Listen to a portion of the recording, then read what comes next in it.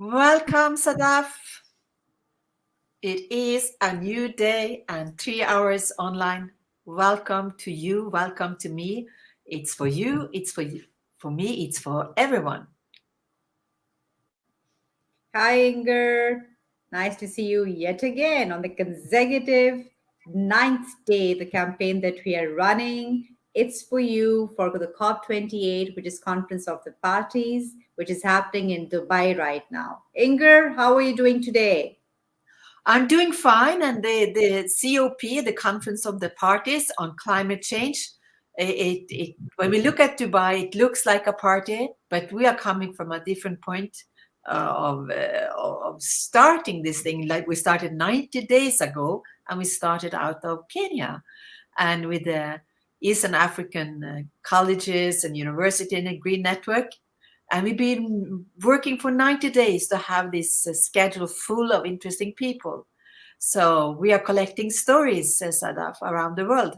And you are doing an amazing work, I would say. And all the team is doing an amazing work. So I'm feeling great. But I like to tell, if you like, I will play the story, the beginning story, and to make ideas fly, so we can get the feeling and to prepare a day, the next 3 hours.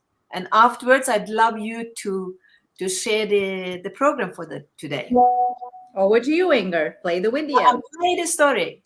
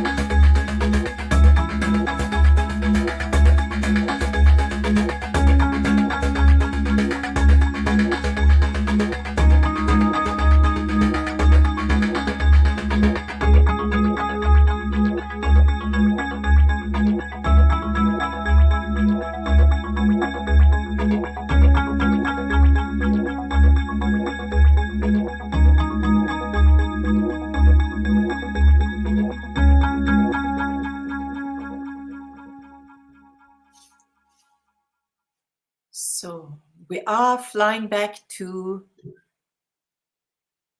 Dubai. We are there and we're starting the day, Sadaf, and we're bringing our guests from Kenya along. So we have our friends and team. Let's welcome Timothy on the stage as well. Hi, Tim. How are you? I'm fine, thank you, Sadaf and Inga. Nice to connect with you from Kenya, So, Tim, Nairobi. how do you feel? It's the ninth consecutive day we are running the campaign. It's for you, it's for me, it's for everyone. How's Absolutely, your experience so far, Tim? Are you enjoying it? absolutely. It's the ninth day of this interesting and informative broadcasting, and it's been amazing. It's been amazing to see how people are doing. The efforts people are doing to make sure that we have a more healthy and sustainable environment. And it's interesting that some of these stories, one would think, there are no such activities happening. But through this "It's for You" campaign, we've been able to highlight the small things that people are doing that are geared towards making our environment better. And that for me has been amazing, and I can't wait to see the remaining days how it will turn out to be. Great. Hi, David M. How are you doing? Can you hear us? I like your red shirt today, looking sharp. Loud and clear. I can hear you, ladies, and good morning from this side. Not actually morning, is afternoon. So glad to be here. Thank you. How does it look? Looks good. It You looks say it looks amazing. sharp. Yes. Yeah, Thank you yeah. Clear very much. voice. Thank We're you. having the red color. It's cold red. Yeah, yeah, We have to. yeah. And I don't know who is editing because we're also in one column of, of the piece to camera. But anyway, guys, It's glad good. to be here. I know it's a very interesting moment that we've been having for the 9 days so far. It's the ninth day. All is well, and I believe for the remaining days is going also to be great. So good luck today and engage our Thank you. viewers. I know that those who are following us, Facebook, YouTube, they're glad to have you all. So thank you, David. I'm ready to present a story, Sadaf, about the 50 years history of United Nations Environmental Program. Started in Kenya 50 years ago, and last year it was the 50-year celebration, and in Stockholm, and of course in Nairobi, Kenya. But first of all, lead us present the program for the day, Sadaf. Yes, Inger. So today we have a lot of interesting discussions. I'm very happy. A lot of people are messaging me. They want to join our live discussion. So for the viewers, today from Pakistan time, 4 to 5, we'll be having a guest all the way from Germany. We'll be talking about German tourism perspective and environmental challenges and how Germany is progressing on sustainability, ecotourism, and sustainable projects. Then from 5 to 5:30, we have a session live from Jamaica. Diana will be joining us. She'll be discussing the community-based projects from Jamaica. And in the end, which is the grand, I think, finale and one of my most exciting story, all the way from Sri Lanka for the 1 million tree project, which the Rotary Club did launch and will be sharing their story. So, Inger, we have a packed schedule today, back to back with flying to Pakistan, flying to Norway, flying to Kenya, then flying to Jamaica, Germany, and Sri Lanka. My God, it is become the symphony of billion voices. What do you This guys is think? It's amazing. This is what the world needs. We make ideas fly, projects. We need Yeah. finance. We need put your money into our ideas so we can really frame it and manifest and do it. Make communities thrive, local communities. And we've been telling stories from farmers and so many beautiful projects from around the world. Isn't it so, David? Yes. It is. It is. It is absolutely. And there is a slogan in one of the companies that I will not mention that when we come together, great things happen. I see great things. If they have not started happening, they are bound to start happening. Yeah. Absolutely, absolutely. But okay, if it's a fine with you, my colleague and friends, let me you sent a story from Nairobi and the United Nations Environmental Program for our viewers around the world. Over to you, Inga. Yes. Here it is, my dear friends.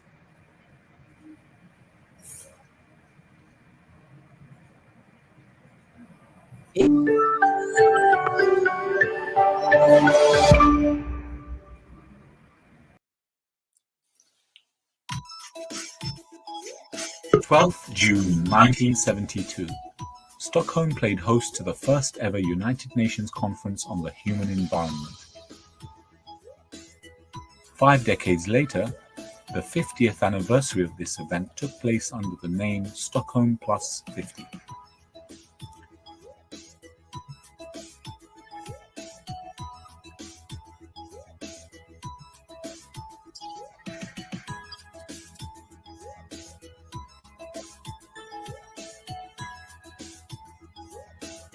We joined Dr. Bremley Lindo on his visit to Stockholm to get an insight into what was going on outside the conference itself and to speak to local and international young people to get their thoughts on that historic conference and what has happened since.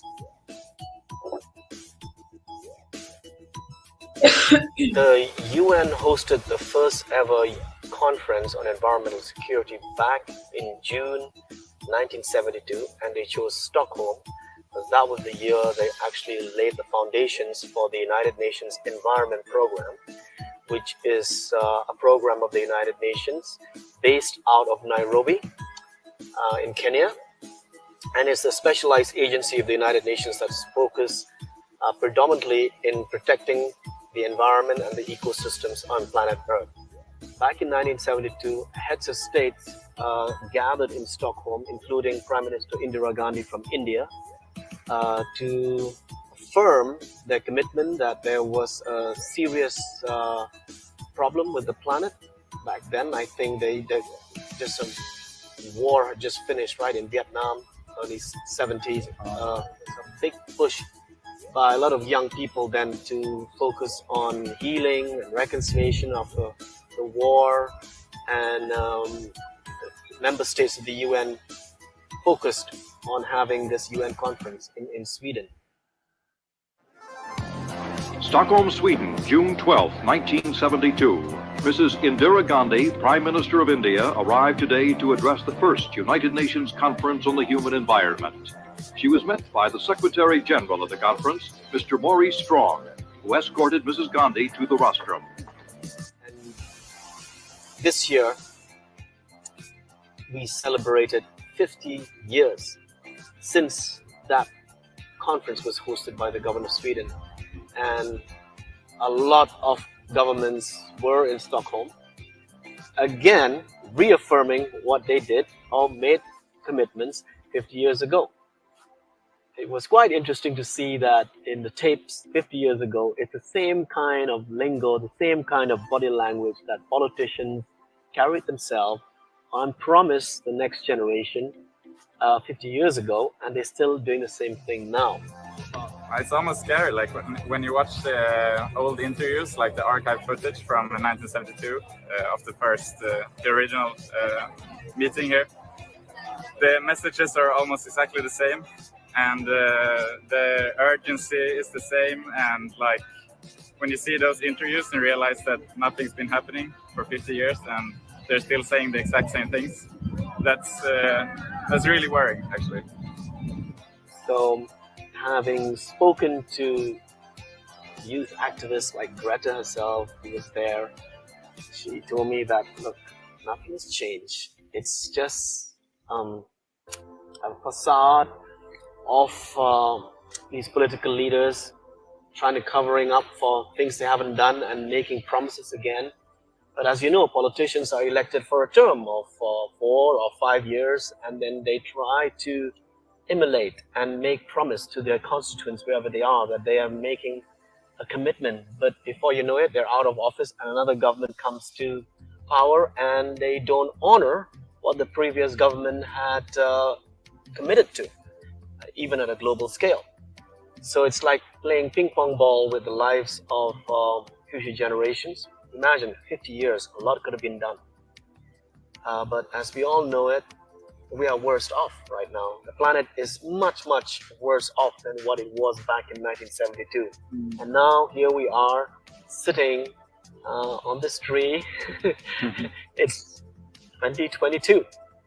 So I could feel the anxiety, I could feel the anger, I could feel the stress of all the young people, especially those in their teenage, walking in the streets of Stockholm with a big march organized by Fridays for Future with Greta. And it was quite amazing that so many grandparents also turn out. And there's another organization called Grandparents for the Future, right? Grandparents for the Future, yeah, they were marching behind the young people, chanting, singing their songs right through the city center of Stockholm.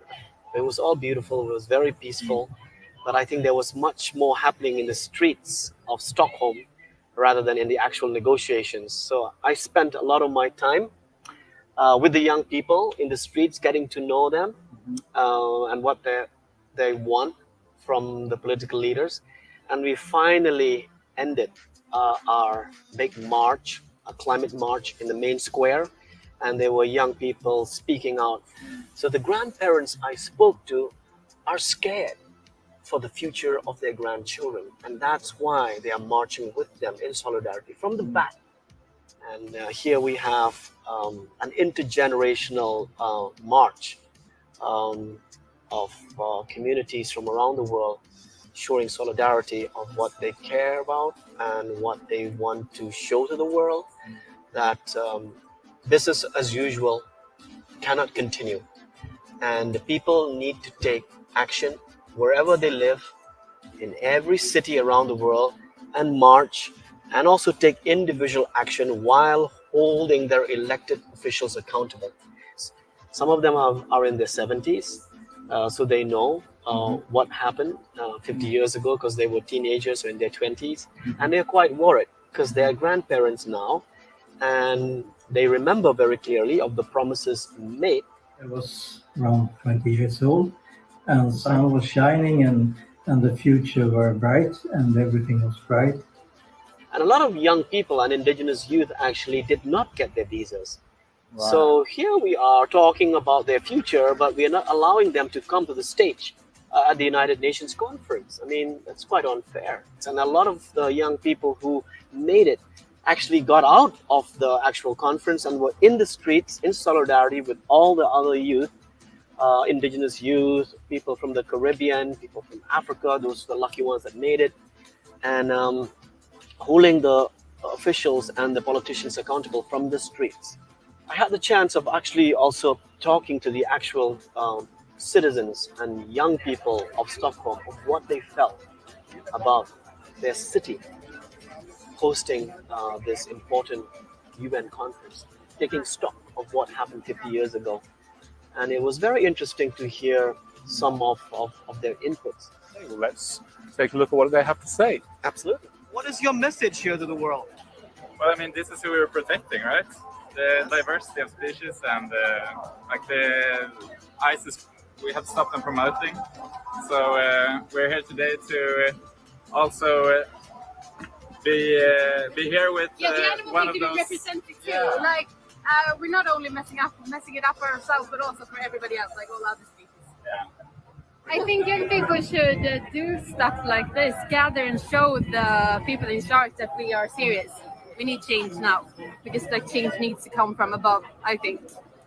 So one way to take action is to actually show politicians that you need to do something too.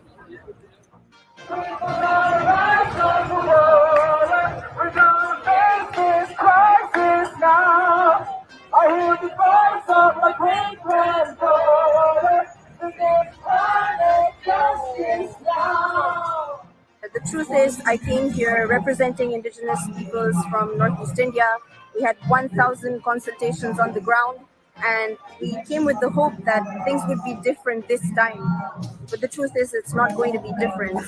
That's why I'm here out protesting with the climate march instead of being in the conference, because inside it's the same old story. It's a lot of talk and not a lot of action. We are here to ask for action, and this is why I'm here at the Climate March.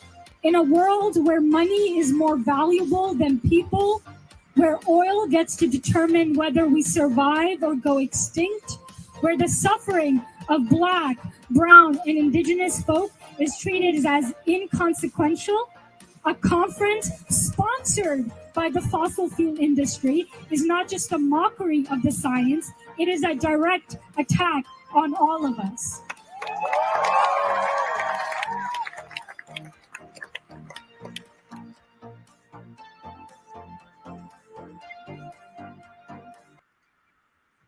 So, Sadaf, It was a beautiful video, Inger, that you played, bringing back so many memories. And for all the viewers who don't even know that Africa plays a very important role when it comes to climate change currently. Even yesterday, from conversations from the young boy from Zimbabwe, sharing the story, Raj telling us that African leaders' participation is quite strong. So yeah, so let's talk on the African part, and we have some people joining in. I think from Kenya, Nairobi. and from Zimbabwe again, from from the forestry Minister of Forestry and the forest guards in Zimbabwe. So we are excited to know if the lines will be well enough to talk, but definitely, David, you are in Kenya, and I think let's get some perspective from you, David, first on the perspective from Kenya and what you feel being the headquarter of United Nations Environmental Program. It's responsibility on you. Yeah, thank you very much, Inga. And I watched the video, and it sounds historical, and history is being written, and it's being written to people who are trying to make change, you know. And I like even how the filmmaker, because that is my field, developed the story. It sounds like the message is home. What impressed me more is how the young people are coming out and addressing these issues. You see, we we say that these are strong generation that we have. You know, having the young people understanding in depth what exactly is going on, because the future belongs to them and the generation that they are going to sign. So, if seeing them coming out, raising their voices, you know, addressing this issue boldly and confidently, that gives hope to the world. And I'm just impressed on uh, um, how such event can be mobilized and voices being raised. So on my side, I can say that there is a great hope for Africa and for other continents around the world, because you see the realization when young people realize that you know if they realize the proper direction to head to, then I believe they're going to raise their voices and change has to come to our doorsteps. So that's what I can. That's my feedback, Inga. Yes, absolutely. Let's try and see if our friend from Tendai from Zimbabwe can explain and get connected to us, because what we're trying to do with this platform is to voice people on the ground. Not everybody can fly to Dubai, but we make ideas and voices come together in a symphony for a better world. So let's try, and over to you, um, Tendai. Let us see if we can hear your voice clearly. Hi, Inga. Thank you for the connection. Tell me, where are you and what are you doing? What's your job? What's your daily job? Okay. I'm a forester employed by Forest Commission, employed in Wange District Conservation Department. We are into restoration of degraded land. And Wange is one of the environmental or sanctuaries for animals. in Zimbabwe and a tourist destination. So what are you doing with taking care of the animals, the lions, the elephants, the forest? What's your job? Yeah, okay. It's part of conservation. We are into protection of both the flora and fauna in Zimbabwe, whereby we have what we call impacts and forest rangers who are much into the protection of flora and fauna, doing the anti-poaching operation, which also includes the provision of game water. So in the parts of Matabele and North Zimbabwe, we have got what we call artificial game water holes, where we pump water for the wildlife using the solar-powered boreholes. In a nutshell, that's what we do. But however, as forest companies, we are into tree planting, to combat the effect of climate change. So we are also into restoration, whereby we do plant trees yearly here in Zimbabwe. Thank you. Thank you. Yes, you recently had the National Tree Planting Day at the first Sunday of December. Tell us a bit about the tree planting day that you do around in Zimbabwe. Yeah, tree planting day is commemorated every year on every Saturday of December. It's a day which has been promulgated by the president of Zimbabwe to plant trees. So the main objective is to plant trees on which have been deforested in.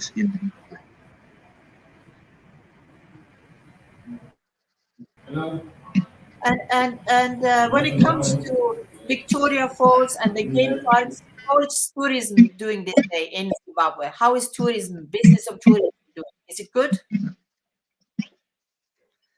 Yeah, tourism it's booming again in Zimbabwe after the COVID era. So it's now booming again. We've got the mighty Victoria Falls here in Zimbabwe. So tourism is booming again in Zimbabwe. It is being evidenced by high numbers of tourists visiting our areas to see the Big Five, to see the majestic rainforest. That's very good. Over to you, David or Sadaf. Do you have any question to our friend Tendai from Zimbabwe? Well, thank you, Inger, for inviting him. My question to you would be that Zimbabwe, we had a voice from Zimbabwe as well, and you have a lot of challenges regarding city awareness. Can you hear me, sir? Hello, yes, I can hear you. Yeah, my question to you is for Zimbabwe. What are the current top climate challenges, environmental challenges that you have? And what would you like for the global viewers to help you guys out, whether it's water scarcity, whether it's food security, droughts? Yes. Yeah, the environmental challenges in Zimbabwe, especially in the Matabele North region landscape, there's a lot of mining and erratic electricity supply. So there's deforestation, pollution of rivers. But currently, with this El Nino, the droughts, we're facing death in terms of wildlife numbers. So what I can say, there is deforestation whereby people harvesting what we call mopane wood for charcoal making. Sorry. So those are the main environmental degradation effects in Zimbabwe. There's massive tree cutting. There's high numbers of mines whereby they're polluting our rivers or our waters. Wow, that is not good. So deforestation, Inger, as we discussed, is a global issue. It's not just Pakistan or Kenya or India. So my question is that are there any mangrove trees that can be planted? What kind of trees can be planted to combat the deforestation? Because currently in COP28, A lot of pledges, a lot of donations, a lot of funding will be coming for tree plantation projects and also to combat plastic pollution. So, anyone representing from your country who's there in the COP, do you have any update on that? And what would you like to share the projects for to combat deforestation in Zimbabwe? Yeah, in Zimbabwe, we've got different ecological regions whereby trees grow in different regions. So in the areas in the dry region areas, we propose planting of indigenous trees. We should plant multi-purpose trees whereby you can plant the acacias, we can plant the Baikia plurijuga trees. In the Eastern Highlands, in Manicaland, whereby we receive a lot of rainfall, we can plant the exotic trees. So it differs with region by region, but we should plant trees which have multiple purposes. You can also plant what we call fuelwood trees, because a lot of rural populace, they depend on firewood as a source of fuelwood. So I think planting fuelwood species, planting fruit trees to improve livelihoods. Thank you. That's amazing. So my other question to you is, are there any like non-profit organizations, I'm sure, working in Zimbabwe to tackle these problems? Is there any hope, or you still need more like the international donor agencies to come and help you in Zimbabwe for such projects? Yeah, you can repeat again your question. My question to you is that currently in Zimbabwe, I'm sure there must be a lot of non-profit NGOs, organizations working on these projects. And currently, do you require international funding to come to work for these projects? Because such projects will be implemented through non-profit internationally. What is happening in other countries, how they're helping in deforestation or to combat plastic pollution in Zimbabwe. I did get some parts of the questions because I'm deep in the forest. The network is kindly getting bad. But I think in Zimbabwe we have got frameworks, legal frameworks, which we follow in terms of restoration, and we have got some other non-governmental organizations who are into tree planting and restoration. So we are also into the issue of RED+, the issue of reducing emissions through forest degradation and deforestation. So the major driver of deforestation was tree cutting, fires, etc. So I didn't get part of your question due to bad signal. That's fine. That's fine. Over to you, Inga. Thank you so much, Tendai, for coming in and zooming into our online platform twice, and that you're taking your time from out in the forest and trying to connect with us to Kenya, to Norway, to Pakistan, and to Dubai. And thank you so much for that. And Zimbabwe is a landlocked country, and we're also having story on blue carbon and mangrove stories stuff that we can say. But also, before we do that, David, do you have a comment on the tree planting from a Kenyan perspective?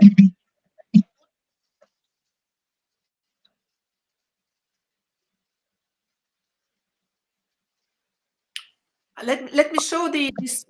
We have a 1 minute clip here. Yeah. Good. So maybe to ask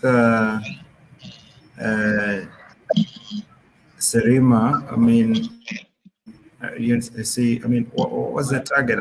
First of all, I'm impressed that the initiative that they have for planting trees, this is from the government, and therefore it is very interesting that the government comes out and support. I heard every Saturday of December is a tree planting day. That's very interesting. But just to ask a question, I mean, what group of people are being targeted in this planting of trees? Is it everyone, every citizen have to plant, or how do you do it? Is it young people, and how do we mobilize that? And are these trees probably offered by the government, or you just buy individually and do the planting?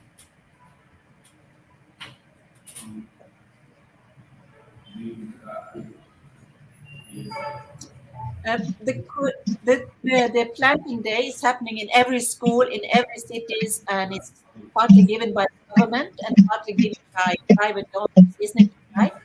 Explain more. The 3 day, National 3 day of Zimbabwe. Who is paying for the trees? Okay.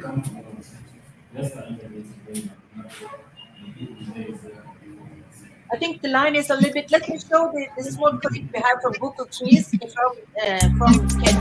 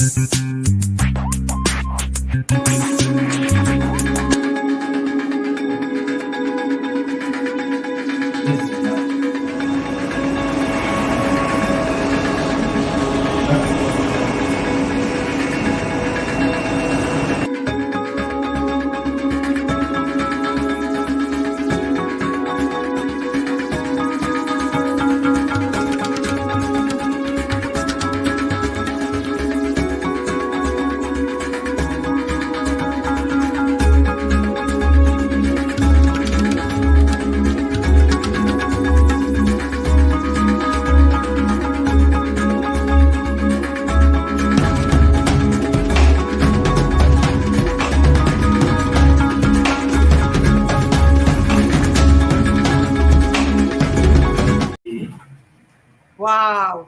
So this is the day of the trees. We're going to talk about trees for the next 6 hours, and we are going to have more stories to come. Sadaf, I have prepared a story from Ghana on the mango. So we're talking not land of kangaroos, but also on the coastline.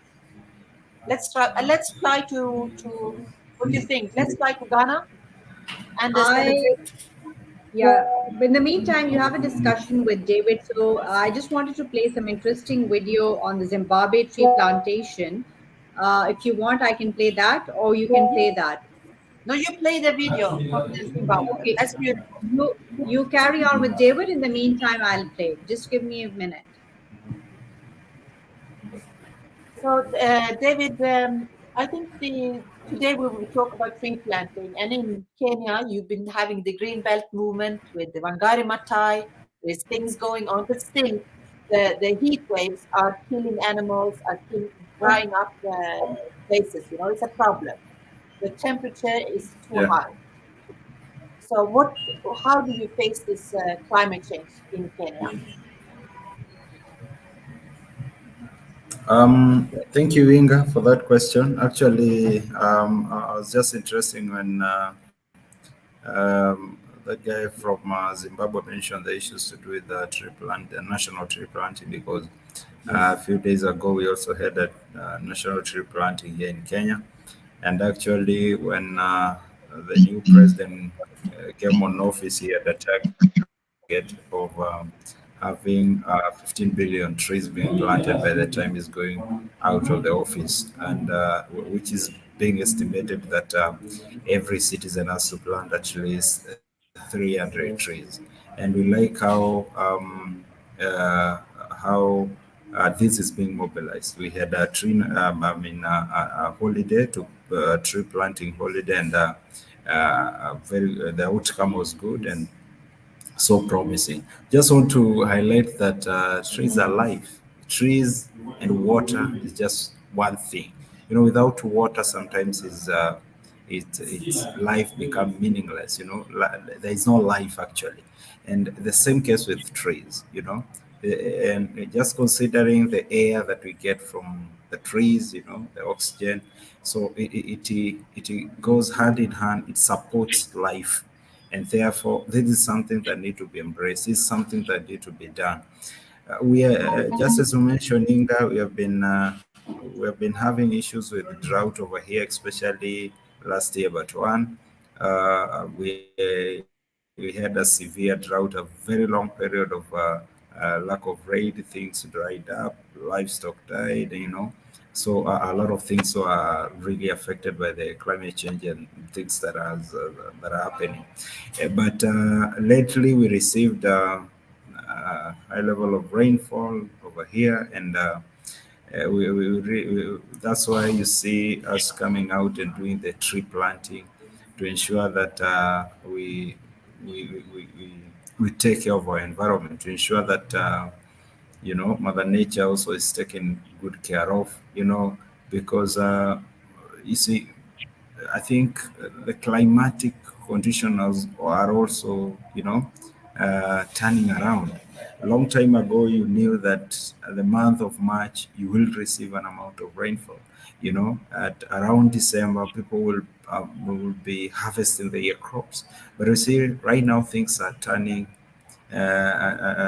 turning in a different, they're taking a different turn. Therefore, there is somewhere that we are not doing well. And there are a lot of issues that are affecting this. One is deforestation. We have been cutting down our trees just the way Serima talked about it. People are putting down trees, burning charcoal, putting down trees to get timber. So you realize the forest is being attacked from all perspectives. And this is why I began by saying the forest is life itself. It is life to our livestock. It is life to the wild animals. It is life to the bird of the sky. It is also life to everyone around the globe, because the perspective of the air that it gives, the exchange, So if we continue cutting down our trees, then we shall be experiencing more tough moment along the way. But if what we are talking about, if we have side platforms where we are addressing um, uh, what we are driving right now, then there is hope. So that replanting is very, very encouraging. It has been happening here in Kenya. Not only the tree planting day that we had, but also we have seen some non-governmental organization engaging in the same. We have seen parastatals engaging in the same. We have seen learning institutions engaging with the same, colleges, universities, engaging with the same. Interestingly, we have even seen that some people, if you are celebrating a birthday, you do a tree planting, which is very much encouraging. And I think that one need to be embraced, because everyone celebrates a birthday every year, At least once in a year, you celebrate a birthday, and a good number of people celebrate. Yes. So with that celebration, other than having that cake, you can also plant a tree. That means that you have planted life for a future generation. So this has to be embraced. It is happening here in Kenya. It is encouraging, and we just hope that this will continue, because in that way we'll be taking care of our environment. We shall be having a good environment to live in for everyone, for wild animals. We also have wild animals around here, and human activities are really pushing the animals. Kenya is known with the issues to do with tourism and animals that we have here. We have lions, we have a good number of animals. But in future, if we continue behaving the way we are behaving in terms of not being friendly to the ecosystem and the environment, then we shall be having a different conversation, because where are we going to put these animals? If we talk of flamingos back in Lake Nakuru, we have flamingos there. If we continue pushing them and bringing, dirtifying our water, tampering with where they're going to lay their eggs, tampering with where they're going to where they're having a good life, then in future we shall not have these animals. They will migrate, some will die. The same case with other, like the wild beast. Kenya is known with that, the Masai Mara wild beast. We have the migration through the Serengeti, So if we continue pushing them and not taking good care of them, an wild animal cannot plant a tree, but it has a way how it was created where it can transfer seeds through, doing the cross-pollination and something. So it is us who have that IQ to do so. But I'm encouraged because you played a video when we began from Stockholm, and I saw young people coming out, even the facilitator who was talking about a very interesting topic. There is hope for this, and we should have these conversations. This should continue. Maybe Absolutely, back to you, David. Inga. Yes, thank you, David. I would have to say that I started with the business investments in Zimbabwe as early as 1993, together with Lanka Masunda, who's also been working with Tendai Serima for a long time, and to promote tourism in Zimbabwe.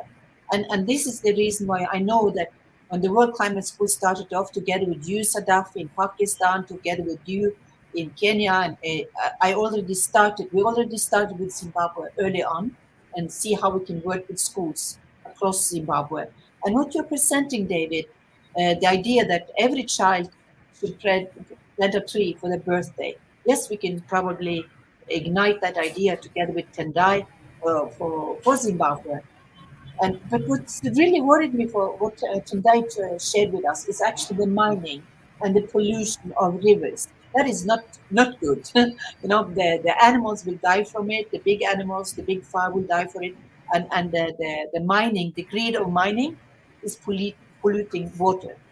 And that's the problem. And then of course, Sadaf, your concern is also tourists create plastic and waste, and over consumption of resources. So it's a lot of things that one problem with many angles to find solutions, and that you have to do at the same time. It's like touching. Exactly. So yeah, so I'm listening to David very carefully, and rightly said. I mean, this deforestation challenge is across the globe. But let me share this interesting video. I was just browsing, and I wanted to show that what happened in Zimbabwe, and this non-profit, they've taken this initiative. So there are good stories to show to our viewers that there is something happening, and you just need to start from something small. It doesn't have to be big, as Inger, we are discussing from day one. Yes, please share it.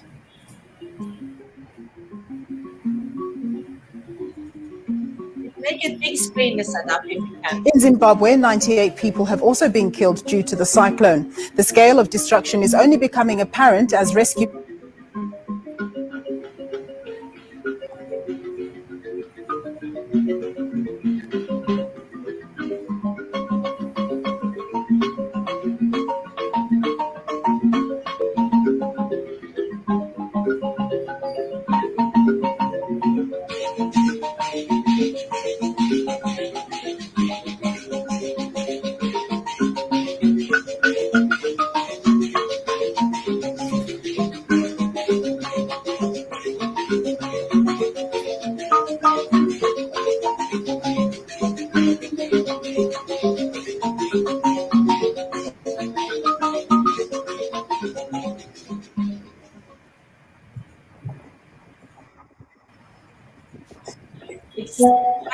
I'm telling you, Sadaf, there's so many good initiatives. This is amazing from Zimbabwe. One of many. Your comment, Exactly. Tendai.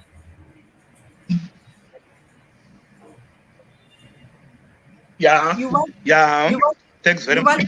Thanks for sharing. Yes. Yeah, very much for sharing the video. And I think David has asked that question of which people are really involved in tree planting in Zimbabwe. So everyone is involved, but we start from schools. We want to catch them young. So our tree planting initiative, it includes everyone, the government department, the forest companies in commercial forestry, the NGOs. So we have got various nurseries in Zimbabwe. We have got community nurseries, we have got state-owned nurseries, we have got school nurseries. So our tree planting starts from of nurseries. It can be school nurseries, it can be from the church, it can be from prison. So after establishing our nurseries, we go to tree planting. It involves everyone. It can be cascaded from the traditional leaderships. We've got the chiefs, we have got the village heads, we've got the headmen. So our tree planting in Zimbabwe, it involves every sector. It can be prison, it can be from the church, it can be from the community. Thank you. Thank you so much. Let us, as we are closing up to the next hour, opening up for a new conversation in 10 minutes, I will let us play some music that the team from Kenya has been using, Larry Dwayne, and this is the thing about. So let me play the music, Sadaf, so we can have some kind of feeling and build up our seriousness. Because we you can play the transformation ownership theme music, and then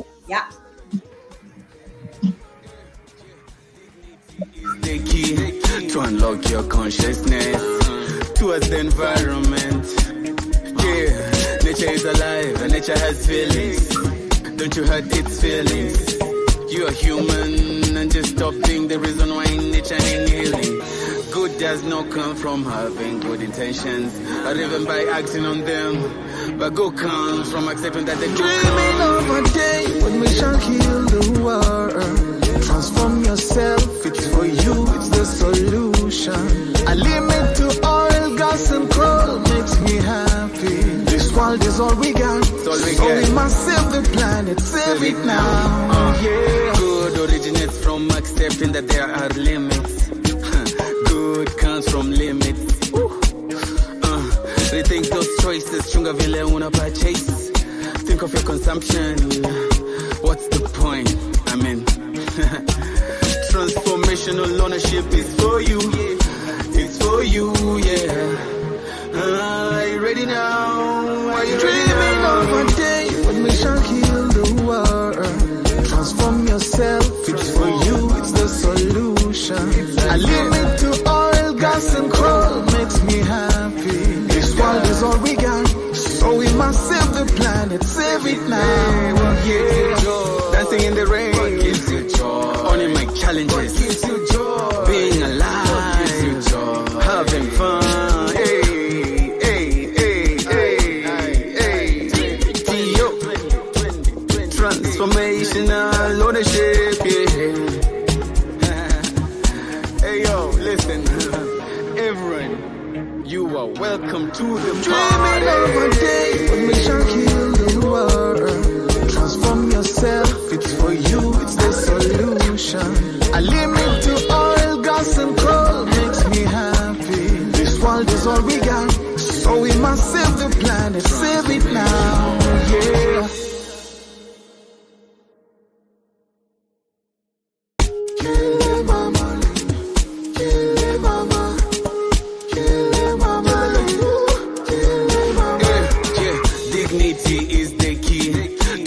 Your consciousness towards the environment. Yeah, nature is alive and nature has feelings. Don't you hurt its feelings. You are human and just stop being the reason why nature ain't healing. Good does not come from having good intentions or even by acting on them. But good comes from accepting that the dreaming of a day when we shall heal the world. Transform yourself, it's for you, it's the solution. A limit to oil, gas and coal makes me happy. This world is all we got, so we must save the planet, save it now. Yeah. Good originates from accepting that there are limits. Good comes from limits. Rethink those choices, chunga vile una purchase. Think of your consumption. What's the point? I mean, transformational ownership is for you. It's for you, yeah. Are you ready now? Are you dreaming of a day when we shall heal the world? Transform yourself, it's for you, it's the solution.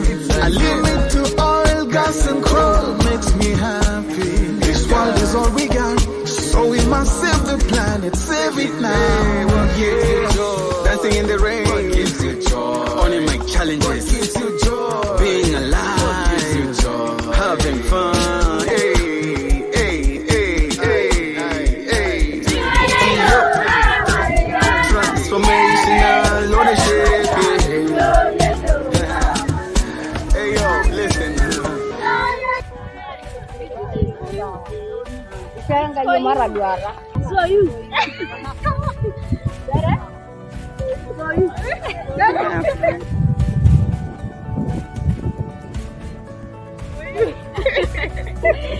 It's for you.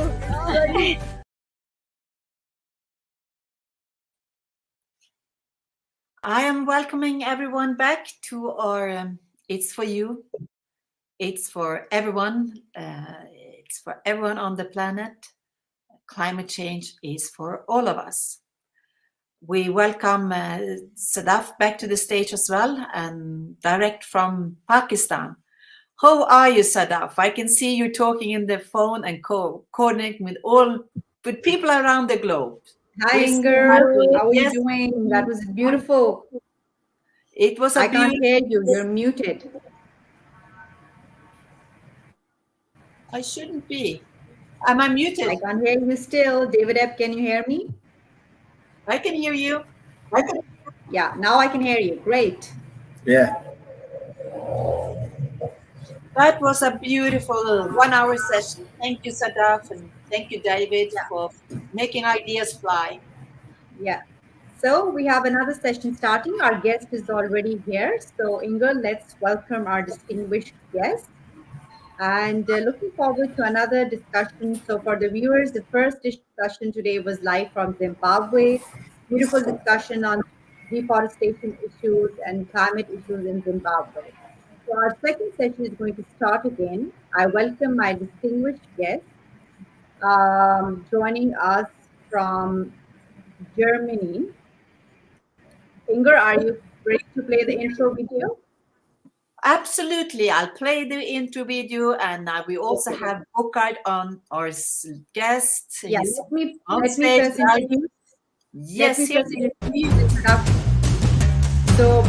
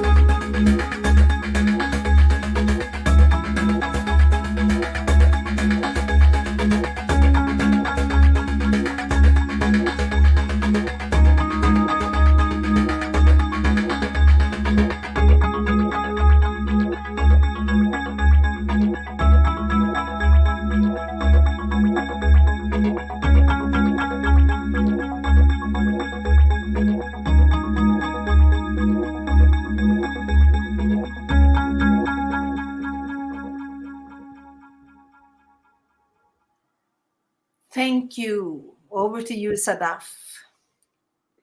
Thank you, Inger, for playing this wonderful intro video for our new guest who's joined us already. I'll introduce his introduction.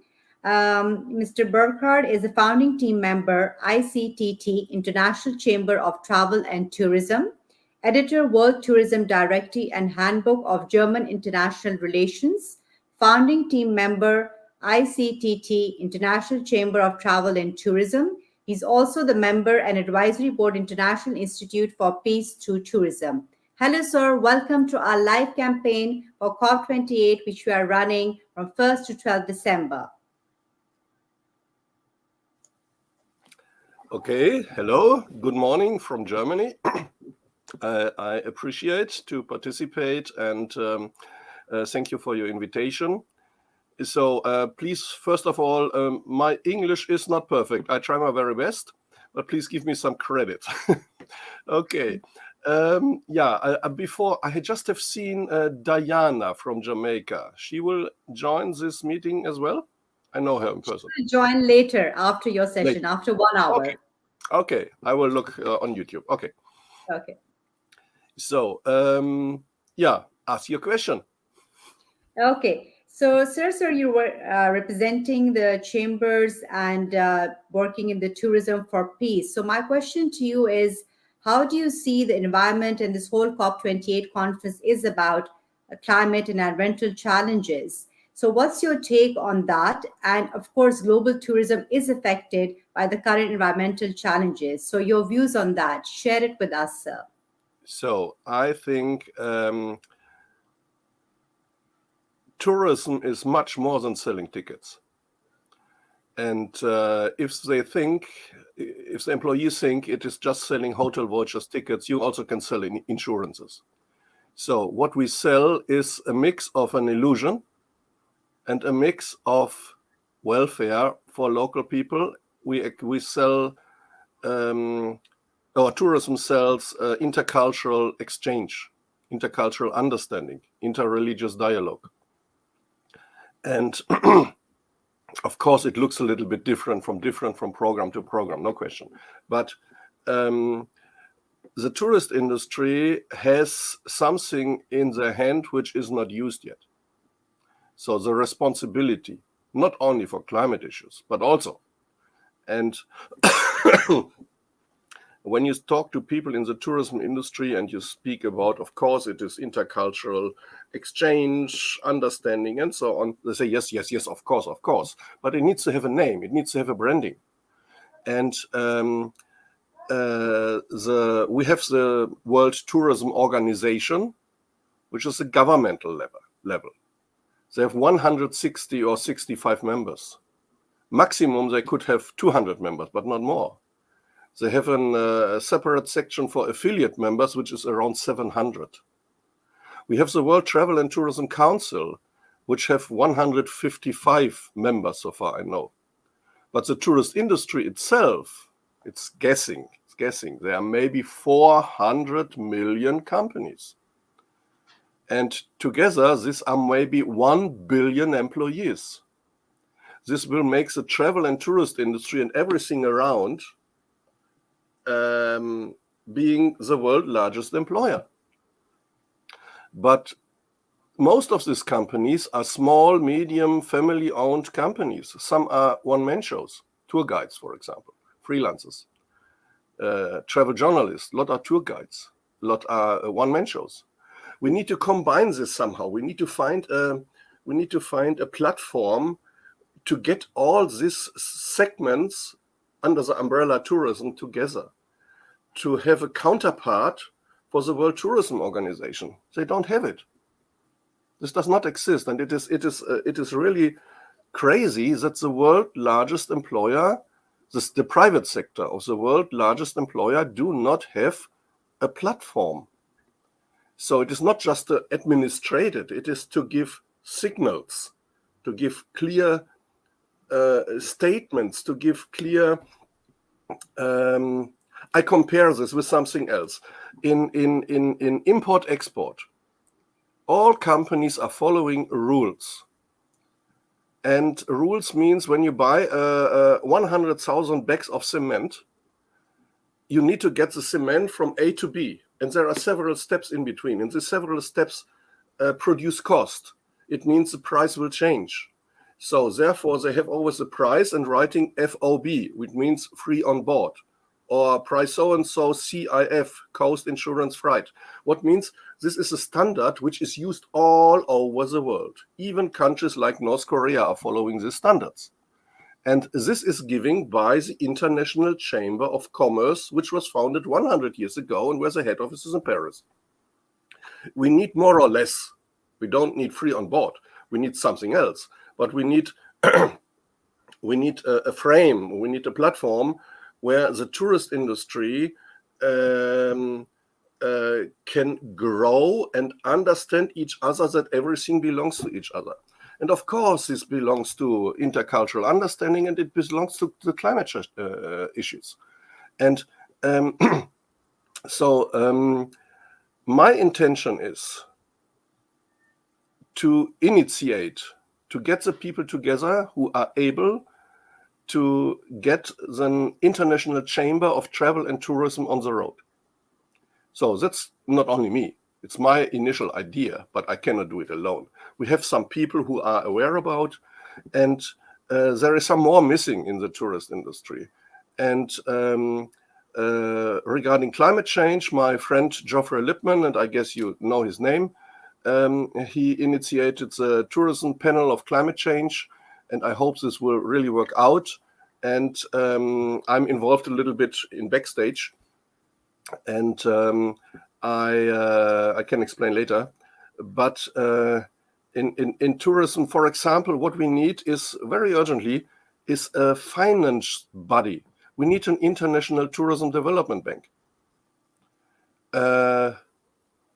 And now I get here an error message. Do you hear me? Yeah, we can hear you. Go ahead, sir. We are hearing you. This depends something else at my PC. Can you hear me? Yeah, we can hear you. Okay, here something is at my screen. One moment, please. Okay, it's gone. Sorry for this. That's okay. So what we need is an international tourism development bank. What we need is an international travel and tourist industry court. There are so much, as I said before, the most players in tourism are small and medium enterprises. And when you imagine, Shadaf, you have a company in the mountain region, as I understood. So you have a customer bringing you 20 tourists from Argentina. They pay 50% in advance. The other 50% you never get. What are you doing? So when you're a small trekking agent in Nepal, you can close your company. And when they pay it in let's say dollar. The national bank will hold it and will give it to you in rupees. Then you want to pay your membership fee in an international organization, you cannot, because they don't accept the rupees. So what we need is an international tourism development bank for big projects, for country overlapping projects. And this, of course, includes climate change issues, of course. For example, so far I understand Mette, she's in education. And of course, this needs to have money to be able to do so. You need students, you need scholarships, and so on and so on. This needs to be paid. And there needs to be a body to organize this and to get the funds and to whatever. And maybe also a commercial bank. So that this Argentinian company and you are working online, have an account with this International Tourism Development Bank, and when nothing works, then the International Travel and Tourism Industry Court will be activated. So, and this is something what we need. To get awareness, another thing should be activated by the chamber, which is an association. So the International Institute for Peace Through Tourism more or less is a good idea. And what we need is a membership organization. We didn't need an international association for peace through travel and tourism, for the industry. And to, as I said before, it needs to have a brand, needs to be transported. And to introduce initiatives for tourism and whatever, interreligious dialogue or tourism and climate-friendly travel. So this needs to have a platform, and this needs to be transported. At the moment, we have so much small initiatives, which all are good. I don't have doubt. I don't think there are much initiatives who take their money for their own. I don't think so. But we need to have, of course, a control mechanism also here. And this also could be done by the bank, for example. And so I'm a visionary. I'm working in backstage. Okay. I'm not a climate activist at my own. I'm not going on the street, but I'm talking to a lot of people. And I have a huge network. If I just checked with the world map, I just have 3 islands where I do not have a personal contact in this world. If you need I need Pitcairn Island in the South Pacific, where that's amazing. I was closely listening to you. So I come from the tourism and hospitality background, and I've grown up in this industry, very close to my heart, and the environmental challenges that I see around the globe, I have tears in my eyes. But coming back to COP28 and how sustainable tourism and environment are challenged by the environmental challenges all across the globe, I'll bring into discussion my colleague Richard, who's joining us all the way from UK. He's coming from the banking sector. Richard, I could see that you were closely listening to the talk that when we just discussed that the banking and how can they be come into this action. Your comments and any questions from Mr. Burkhardt as well. Over to you, Richard. I also have seen his computer working. Yes. What you're describing, and thank you so much for coming on today, first and foremost. What you're describing in terms of the platform, I can see we have similar setups for exporting industries all over the world, where you issue export credits in case you don't get paid for your goods, etc. Banks, I mean, having spent my life working essentially in finance, they tend to see this as an opportunity, and they would move in and establish effectively such a facility if they thought they would make money from it, because that's how that system operates. This is a business, yeah, sure. Yeah, and if they haven't done it, there must be some issue they see. And I'm sort of thinking why they wouldn't want to come into the space to offer that service for the reasonable price. Do you think that they are perhaps a little bit reluctant because of all the different countries involved and what legislation? No, it will not be the countries. We already give a little bit more insight. So Okay. we have this regional development banks. Yeah. Asia Development Bank, Islamic Development Bank, Africa Development Bank, and so on and so on. And we have some banks which are development banks, but they have another name. For example, in Germany, this is the KfW Bank. I guess you know it. And this is a baby out of the Marshall Plan after Second World War. Yeah. Most Germans even don't know it. But this is the third largest German bank. Also, most Germans don't know it. But it is. We have some banks like this, and we have the bank of the banks, the bank of the development banks, which is BIS in Basel in Switzerland, the Bank of International Settlements. Most people never heard about. But you are a banker, but you are not representative. Ask people for this bank in Basel; they don't know it. So, and we already are in. We is not me in person. I have shared this idea, like I share this idea with the chamber, with experts, and I have a contact in Southeast Asia. He is involved with Davos, World Economic Forum, and so on. and he created or let's say he has given rebirth to the Indian Ocean Tourism Organization. And he himself is in Malaysia. And he intends to get the initial funds and starting initiative in summer this year. There's a concrete date, there's a concrete place, and with this 20 development banks. Okay. So if any of this bank will give some funds, we can start. And with we, I don't mean me. I'm not a banker. I don't want to be involved in business decisions here. I just want to get the stone rolling, like I want to get the stone rolling with the chamber, like I want to get the stone rolling with the court. I'm not a lawyer. I'm not a judge. So, but we have experts. And somebody crazy like me in backstage need to start with an idea. If we would not have crazy ideas, which are crazy but doable, they are doable, we still would be in the Stone Age. Of course. And so, what I say, I'm not this activist, but I'm trying to get things done that the activists and initiatives can work in backstage. Yeah. I rightly agree. I mean, since Inger and I have been, like, we've known each other for more than now 3-4 years. We were together in COP26 in Glasgow as well. And since when I started working on sustainable development goals, being the victim of the 2010 floods in Pakistan, that made me come into sustainability. Because I was a victim myself, and me and my family, I keep saying that so that people should know how I ended up working on sustainable development goals. Is that me and Inger, now I've changed the strategy of working on such products and networking like this COP that we are organizing, Inger and Richard. I think this is more focused. I'm meeting interesting people like you. We can think about, we can come together. We are giving this platform.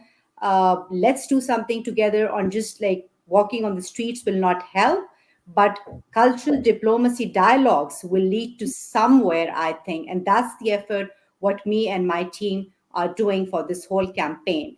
So I'll bring in Inger Met into discussion from Oslo, Norway. She has been part of many projects. If I start introducing her, it will take more than 4 or 5 hours. But over to you, Inger. You've been listening very carefully. Your questions to Mr. Burkhardt. Over to you, Inger. Yes, thank you, Sadaf, and thank you, Burkhardt, for coming to our platform. I started off at the University of Oslo with internship at the Norwegian Peace Institute. And of course, I come from a beautiful city up north that used to be called the Venice of the North, where Kaiser William and all the tourists of the distinguished tourists at the time came to the city like 120 years ago to Molde, where I'm from. So we do have the high mountains, the deep fjords. We have all the tourists coming to Geiranger, to the, I'm living in a touristical spot that is famous on the planet in many ways. And I've been involved in peace gardens and a peace garden initiatives around the globe because my city is named the City of Roses. So I started that engagement in around 2000 when I moved back to Molde after being studying internationally and in Oslo, of course. And I was a youth student when I was 16 to an international intercultural learning program called American Field Service. So the international intercultural learning has been dear to my heart, and I've been engaging at the Council of Europe in Strasbourg on that level. And I'm also working with international projects in Europe on Erasmus Plus, funded by the Norwegian Climate Network. And as you can see on the screen, I'm the founder of the World Climate School. But most important, I'm coming from the fashion industry, and I'm working with experiential learning and experiential experience economy, which is then bridging over to tourism. When I've traveled to Paris before COP21, that was just before the attacks on Paris, as you know, in 2015. Before that, the the tourism in Lafayette from around the world, it is the buying. You travel to London to buy for Christmas. It's a shopping thing. We're shopping things when we travel. We are travel to learn, and that is part of the deep learning initiatives that we can see through tourism. So the profound. I think you're so right. That from the Norwegian side, the tourist board is national. It's governed by, it's state-owned, I will say. And then you have the Norwegian Development Bank, the Regional Development Bank, that was sponsoring farmers and tourism and to develop the regions of Norway. They turn into being Innovation Norway. So that is the banking and the tourism, Norwegian Tourism Association and the Norwegian Regional Development Bank turns into Innovation Norway.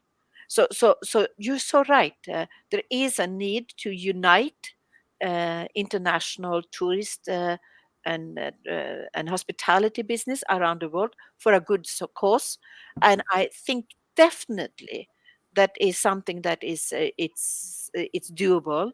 And you're mentioning a banking, you're mentioning law, and from our in Nairobi, we're working with law students. And I was just coming back from India and working with the Chief Justice of the world in the Commonwealth, organized by a school. So we were like 100 lawyers in talking about the future of humanity. So you are right, but how can we bring it forward as backstage, as you say, to the front stage? And I think Richard and David Coe, from rethinking our choices and what we're doing here to bring ideas forward that we can, rightly as you said, Sadaf, make something out of it. It's not just blah, blah, blah talk, but let's present and frame ideas so they get into project and get into businesses, or better, that it gets into an venture. An adventure for humanity. But Richard, I think you've been thinking a lot now. I think you are very clear in your mind what you like to express to us. I think, what can we do? I'm still kind of in my mindset. This to me sounds like an opportunity for a large financial player with global presence to almost occupy a monopolistic position. And that should be very attractive. And I'm puzzled why no one has tried to do this in a comprehensive, sort of all-encompassing way. We offer the whole product services that are required, because requirements are going to be very, very different from the Sherpa in Nepal, who probably only has a bank account, compared to a big hotel operation somewhere in Spain. And why they haven't done so, what kind of, are thinking about the hitch, that they see something that is a problem, because otherwise I'm sure it would be on everyone's table and saying we have opportunity to capture a big slice. I'm absolutely not sure this would happen. Somebody needs to have this idea and bring it forward, and you have to fight against the windmills. And the first comment is, why do we need, for example, a Chamber of Commerce when we have the World Tourism Organization? This is the first question. Yeah. They don't think about this is government and this is private sector. Yeah. So they are not working against, they should work together. They should be able to work together. A body needs to exist. Of course, we have an international, from nearly all segments, there is an international organization, association, federation, whatever. And for example, IATA, International Air Transport, or International Hotel Association, we have this. But we don't have a roundtable. All these industries are working together and they need each other. And the big players would not be able to be big players without hundreds of small players, which are backing them. And these small players do not have a voice. And therefore, my intention is, it's just an idea. I do not decide it, but my intention is, when we have a body like International Chamber of Travel and Tourism to have a free of charge basic membership. So a lot will be online based at all. We don't need a 5-store office building. This is nonsense. But of course it needs an office. Of course it needs a permanent secretary and so on, and IT people. But we, like any chamber, is a political lobby organization, and it has to have a commercial branch. And the commercial branch, which can be an independent company owned by whatever this is, should provide services and products which are used by the tourist industry. So for providers, the chamber is an additional channel to sell their products. Yeah. Whether these are licenses for booking engines, licenses for payment systems, whatever. And so if they are a member, they can get it maybe with 10%, 20%, whatever discount. So this is lucrative for both. I cannot say what exactly is 100% very important to have for the hotel industry, but a lot of family-owned hotels, they are hesitating because it's too expensive. I'm not in this industry. And if you are in cruise industry, it's something else. If you are in aviation, if you are in airport, it is so. But this can be done. It is a digital catalog and say, we provide you this and this. We provide you the experts for consultancy. Whatever this is, it needs some time. I'm dreaming a bit. I know I'm jumping 10 years. Know this.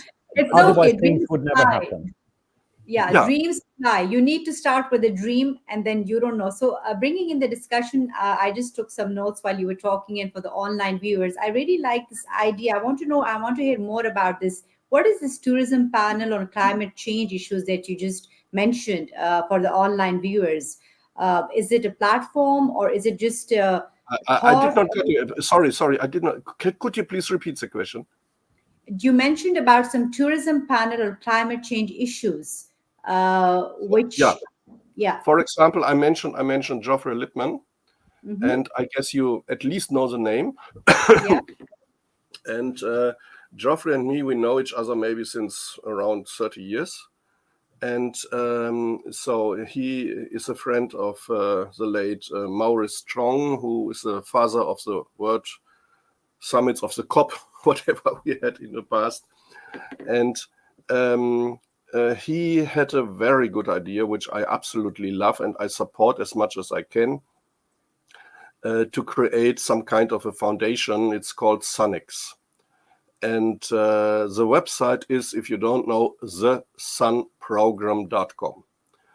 And it is hosted by the government of Malta. This little island of Malta currently is financing this. And of course, they are looking for additional funds to continue. However, Malta wants to get a name in the world to endorse climate change solutions. So, and it starts always with education, with get attention, with learning people to have arguments to change this and this. We need to give up. We need to not to give up. We need to share. We need to share. And people in our countries, they don't want to share. They don't understand that we are living on the cost of the poor countries, not the other way. And just to blame the people here, it does not make sense because they don't know, and this is not they don't want it. It is just it happened. And so Geoffrey created this SUNX organization together with the Institute of Tourism Studies of Malta. Together, they created a 2-year course, climate-friendly travel. They started with LDCs, the less developed countries. The second round is SIDS, small islands developed states, and some other countries around. So let's say 100 countries. And in this, there will be a qualified student per country who get a scholarship. and this are, I think 400 hours in the first year. The second year they call it internship. It is to create a country chapter. So in this 100 years, there should be a country chapter of SUNEX to educate the local people in the local languages what an individual can do, what the country can do, what a community can do, what the region can do. And of course, in your region, Sadaf, or in Himalayas, it is totally different than at the Maldives. And it's totally different than in Norway or in Senegal. And so we need individual proposals, what to do, what is realistic. And when I compare this with Germany, here we have a big debate about new heating systems. Yeah. The people are fighting against, not because they are against to change something, but because of the cost. And to say we don't have the money to do so. And if we have the money, we don't have the new systems. We don't have the workers to produce this. And what is the results from former climate summits given is not realistic to do. It's not possible. You cannot change so quick so much houses. Even if the people would have the money, it is not possible. You don't have the workers, you don't have the material. Exactly. And so the people more and more are against this, and I don't know whether something will happen will result into an own goal, like in soccer. And I don't know what is the correct. So it depends how to translate it, how to transfer this message. And of course, we always have to fight against this information war, against this bombings of fakes. A lot is coming from unfortunately, not unfortunately, it's logical, from right-wing parties. And they are funded by Exxon in Texas. They have all this so-called scientific institutes. In Germany, we have, what is this, EICE, European Institute for Climate and Development. Sounds well. It is an institute by our right-wing party, paid by Exxon, because they don't want climate change. They don't want it. They don't want climate change solutions. They want to sell oil and gas, and that's all. Okay, thank you so much. We have too much organizations, too much political parties, too much interest groups and followers. They don't have conscience. And that's the point. And fighting against the illusion, and the illusion, we are living in an illusion. We are living here in an illusion here now. We are not sitting around the same table. We are sitting digital around the same table. But it is an illusion. But we know it is an illusion, and we use it for the positive. But a lot of people, a lot of smart, clever people became more smart and clever through the internet, but stupid people became more stupid. And they don't know that the internet is an illusion. This has nothing to do directly with climate change, but this is overlapping. And we have to, it is very complex, I want to say. Well, very interesting discussion. I would love to hear more, but I know that maybe you want to join the Jamaica session after 30 minutes. But thank you so much. We will be in touch. And, like personally, I've attended conferences like internationally, locally, but the way Inger knows and Richard and David, this is the first time I'm organizing this global conference virtually. Even in Pakistan, internationally, the way I organize conferences is completely different. My approach is like people like you, as we say, we're not just talking, we are learning. It's a cultural diplomacy dialogue, whether it's climate, whether it's tourism. And for me, peace is the most important thing in the world. If we have peace, we can do so much. And United Nations, I will focus on SDG 17 for my viewers, partnership for goals. We cannot achieve the targets on climate change or any other topics around the globe if we do not have strong partnerships. Correct. And And as well as I would like to also mention that whether we talk about developed countries, whether we talked about underdeveloped countries, whether they're strong economies, we need to work together, as you say. We need to come on one table. Nobody is like, we know that artificial intelligence is AI is coming up. Technology is advancing on a really fast track.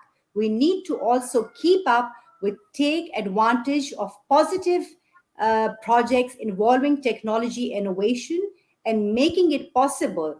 And my voice is for those people, especially in the rural communities. We have a huge network of African who's a collaborative partner of this It's For You campaign. Kenya, they are learning. EDCA network, more than 35, 40 universities have collaborated for this online conference. So there's Africa in It's For You campaign. We have integrated Europe, UK, Pakistan. So our campaign for COP28, a symphony of billion voices, is that we want the symphony of billion voices in this campaign, bringing them together and making it one voice, that we are in this together and we cannot achieve this in silos. So with this, I would thank you again for taking interest. I think it was a very interesting session so far, Inger. We will stay in touch. We're really busy till the 12th, and I'm sending you an invitation for our closing ceremony, which we are doing virtually, and we are calling it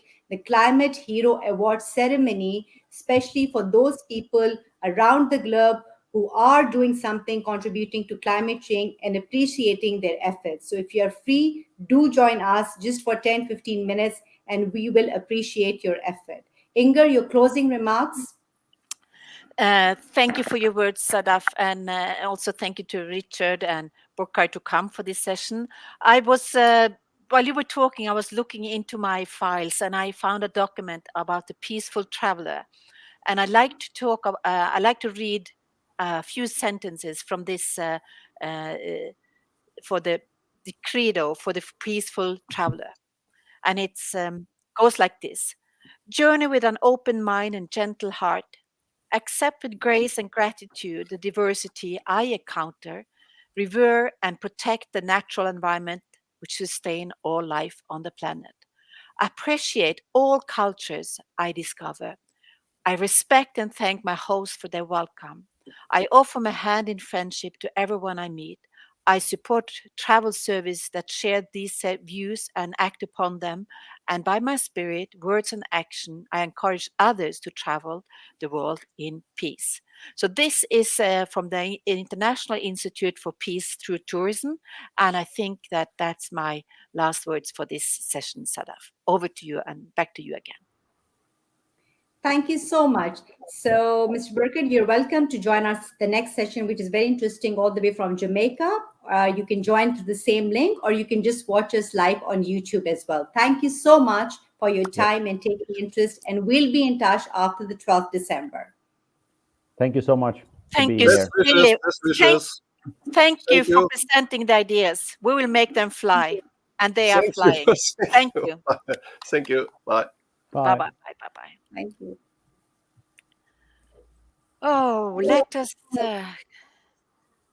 play some music. We'll play the music.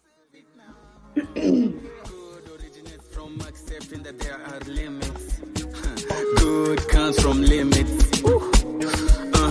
Rethink those choices. Chunga vile unapa chase. Think of your consumption. What's the point? I mean, transformational ownership is for you. It's for you, yeah. Are you ready now? Are you dreaming of a day when we shall heal the world? Transform yourself. It's for you. It's the solution. A limit to oil, gas, and coal makes me happy. This world is all we got, so we must save the planet. Save it now. Yeah. Dancing in the rain. What gives you joy? Owning my challenges. What gives you joy? Being alive. What gives you joy? Having fun. Hey, hey, hey, hey, hey. Yo. Transformational ownership, yeah. Hey, yo, listen.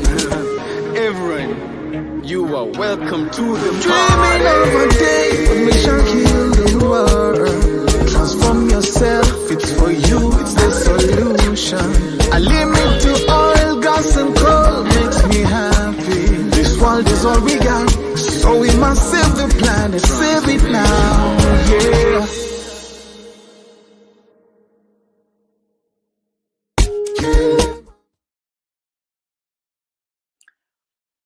Welcome back, Sadaf, to the stage. Welcome, Inger. Wow, I really enjoyed the discussion. What do you think? It's amazing. It's an idea that we will make fly and manifest. And I think we're touching something very, very important. But of course, tourism is a polluting industry. Of course it is, but you can have local tourism, you can have partnership with farmers, you can have long-term stay, and we can learn from each other, and it's good. And as you can see now, the background of the screen, it's a beautiful cat, and we're referring to the book by David and Co and Ricard Busselato. I have a problem with Richard because he's Swedish, so it's actually Ricard in my Scandinavian language, but then he's Italian, living in London, and they've been working as hedge funds managers, investing money with other people's money. And their concern is that we are investing into future technology, but some of the technology has an unintended consequences and making things worse. And that is somehow sad if the investments that we try to do to save the planet is actually doing the opposite, and we can see the consumption of oil and gas and coal is increasing at the same time. The energy transition is too slow, and that's their concern as big money people from London, the city of London. And what is really nice, Sadaf, what I think is that they are connected to hedge funds managers and people alike that working on investments around the globe, together with our team in Kenya, Nairobi, together with us, together with farmers around the world. It's like it's building a grassroots movement, I think. Exactly, Inger. I mean, what I'm focusing and feeling, when I started working on sustainable development goals, as you know, a few years back, if we all bring in these people on one table, like, these World Economic Forum and the Davos conferences, why can't we do it? I mean, the people we've engaged it, why can't we bring them on one table and make these dreams into reality? It can be done. We don't have to go to World Economic Forum or Davos, or I'm sure these conferences are held, and we have to pay a lot of money, but a lot of people cannot go to Davos, So we can have a mini Davos maybe in the northern parts of Pakistan, following up, calling it the continuation of It's For You, and making it into reality. I mean, you can dream of anything, right? And it can turn into reality. So yeah. So if more than two people is having the same dream, it's not a dream, it's reality. And that's the symbol of our campaign. You see the two people holding hands. It's like one person saying, come with me. Let's play together. Let's dream together. So I'm going to dream with you, Sadaf, for the mini Davos in up at the foot of Himalaya, up in Swat Valley, where you are living, where you are engaging in the mountain festival of the Pakistan. And it's a film festival, and we'll be talking about that as well, because that is also tourism. You have skiing, you have winter tourism, you have trekking, you have deep history of culture along the Silk Road, and I don't know. It's so much to learn about Pakistan. So, as you say, rightly say, Davos is up in the mountains in the Swiss Alps, and it's a skiing resort. It's a skiing resort. Exactly. So, I want you to play the SDG Silk Road Summit video. That was my dream, but unfortunately, COVID happened and we had to do it hybrid. So the reason I chose that beautiful destination skiing resort in peace in Alam Jabba was that I wanted to have that mini Davos in Pakistan, and bring you all together there. But we will have it. COVID is now almost over, and we will continue having these conferences. But as you say, But coming back to COP28, Dubai, I think we have got beautiful discussions today from Germany, his talks on sustainable tourism. Then we had a voice from Zimbabwe. It was really interesting, the deforestation issues. And now another important session is coming up all the way from Jamaica. And a lot of people have asked me and they want to hear that session as well. Christiana from Greece messaged me. She wanted to be part of the discussion. So I have sent her the link if she can join. But yeah, so we are flying, Inger. Yes, Now we are but flying. I make your dreams come true. I will fly you back to your mountains. Okay, I back want home you to in- play the. I want you to play the Silk Road Summit video. You Yes, take a 2-minute video.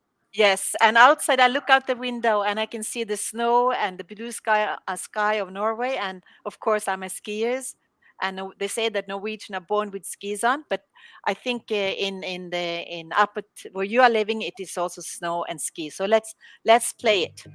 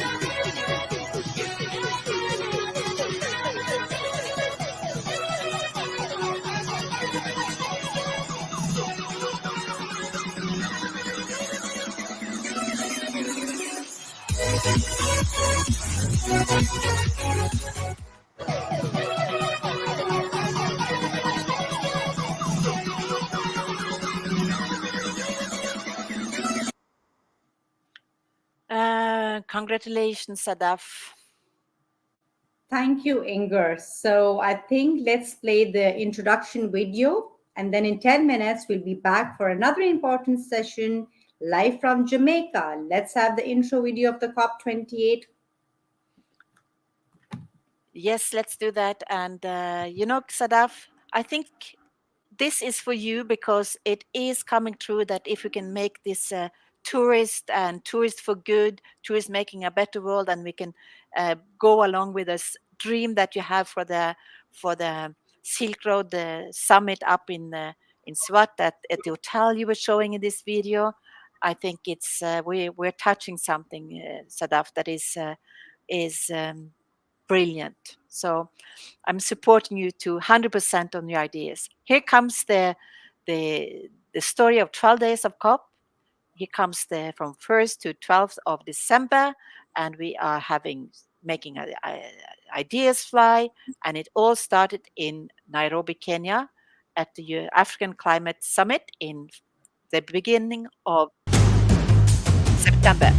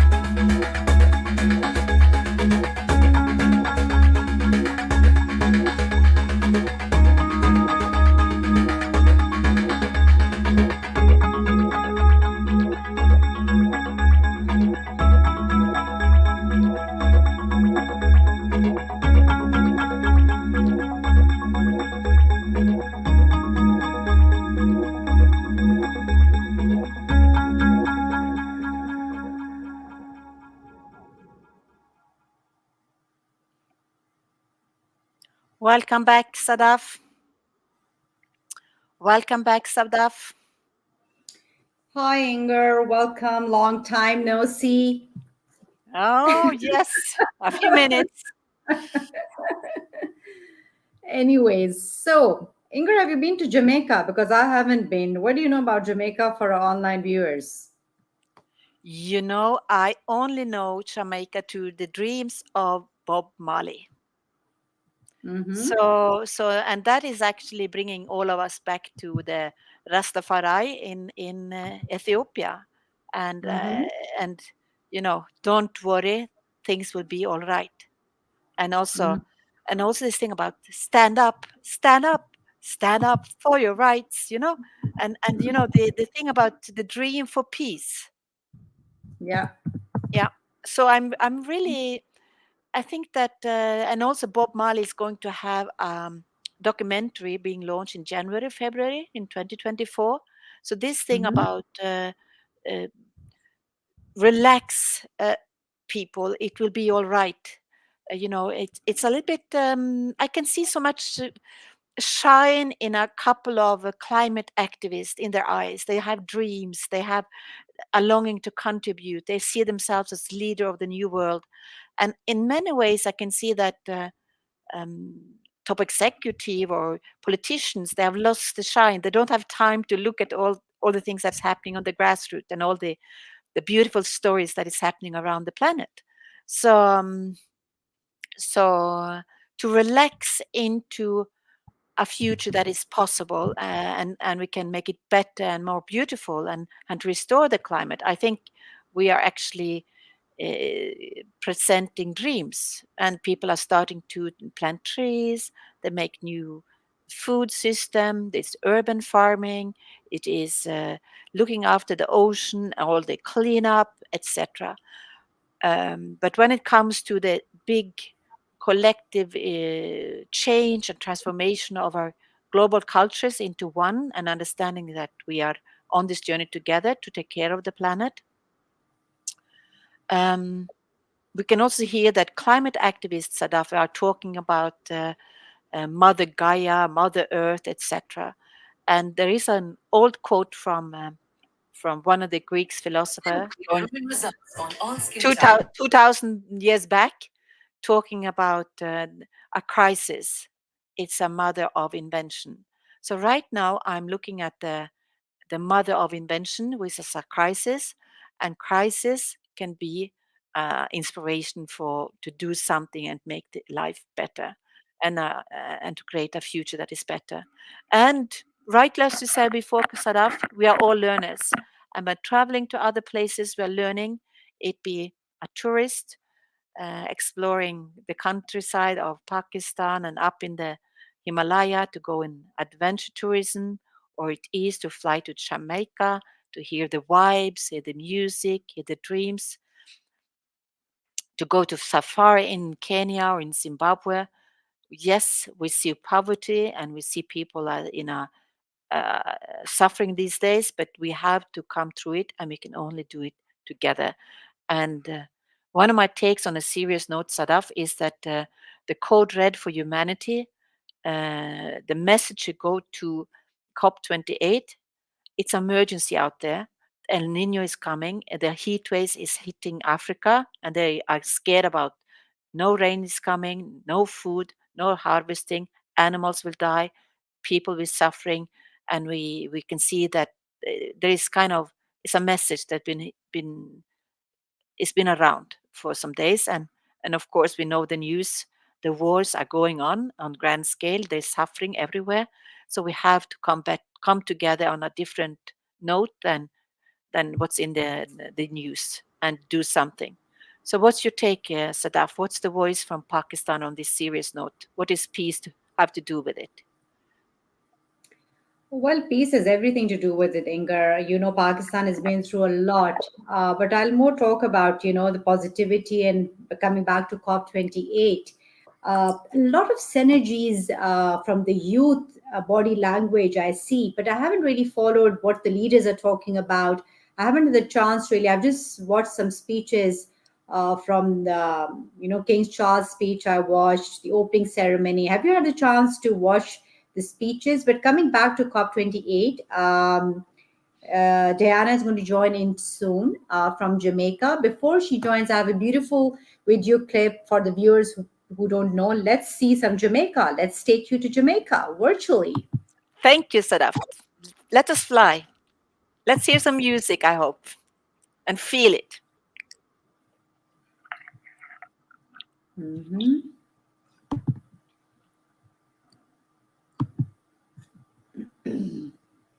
In the meantime, you can play some music, Inger, while I play the video. Yes, I can absolutely get some music. Today we're playing really the beauty of our Kenyan team.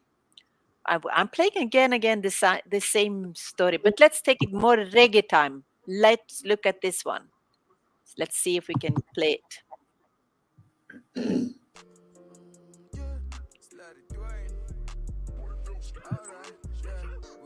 Fast, we live slow, we love deep, we fly high. Live fast, live slow, we love deep, we fly high.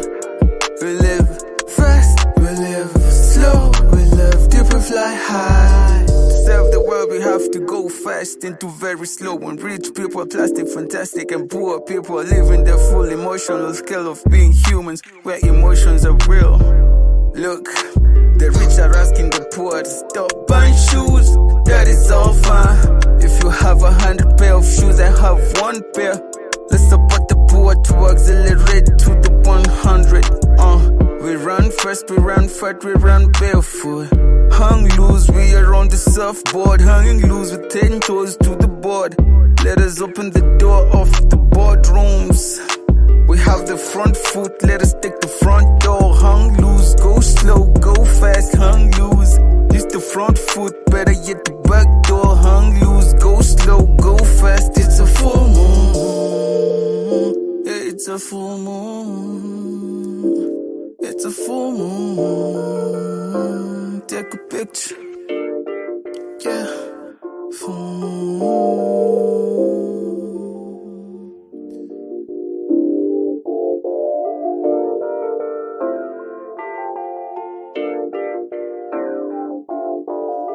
We live fast, we live slow, we love deep, we fly high. Live fast, live slow, we love deep and fly high. We live fast, live slow, we love deep and fly high.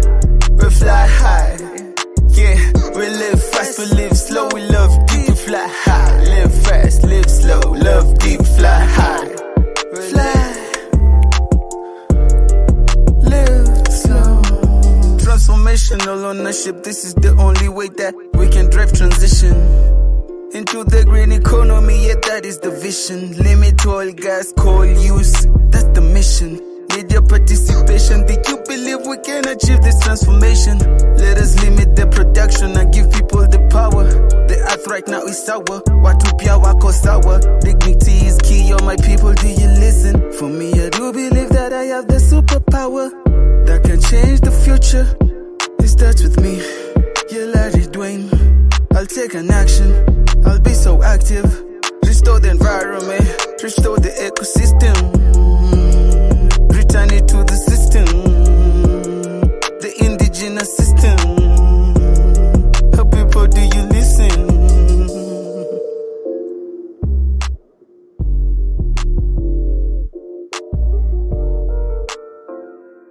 So what do you think, Sadaf? Do people listen? It's amazing. I mean, music, cultural arts have a very strong impact. You want me to play the video for Jamaica? Absolutely. Take a lead on that one. Let's fly to Jamaica.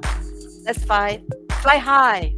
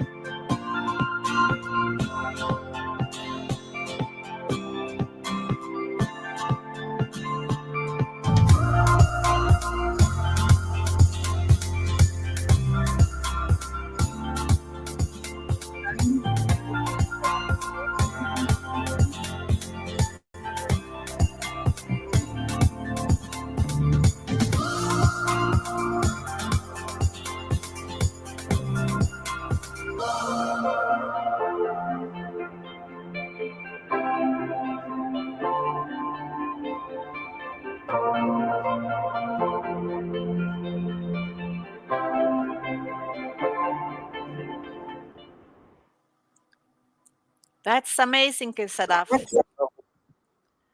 I'd like to present. As we're still waiting for Jamaica to come into our screen, and I'd like to fly us to Italy, and we have Okay, this over to you. over to me. We fly you to Italy, and we play from the youth camp. Creative. Flowers and clouds, rivers and rain, the beautiful things around me. Sing it out loud, shivers and wait. I tell you what I feel and see. Oh,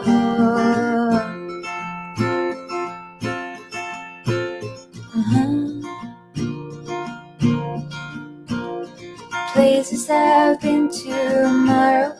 Will you be mine or just keeping free?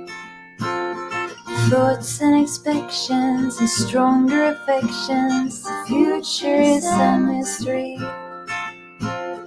Oh,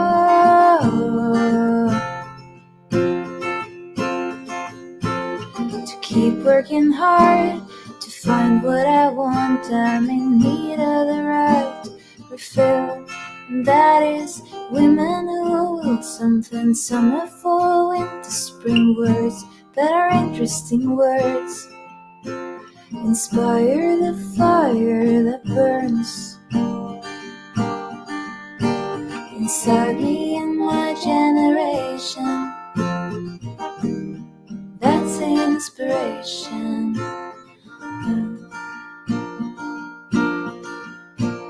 You know, in a run, I remember I ran fast. If someone believed I could do, friends are supporting me, brings out the best I can be, and it pushes me through. Oh,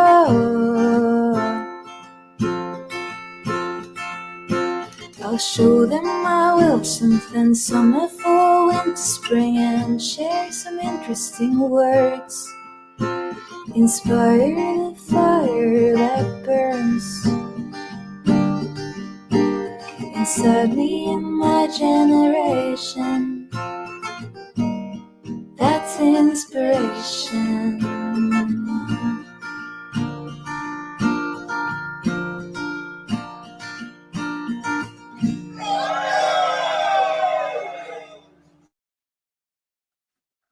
What do you think, Sadaf? Beautiful. So for our online viewers, I don't know, Diana, I've been trying to contact. She was ready a few minutes ago, but maybe some technical issues. Her presentation is already with us. The viewers also wants to hear the Jamaican Tourism Community Project.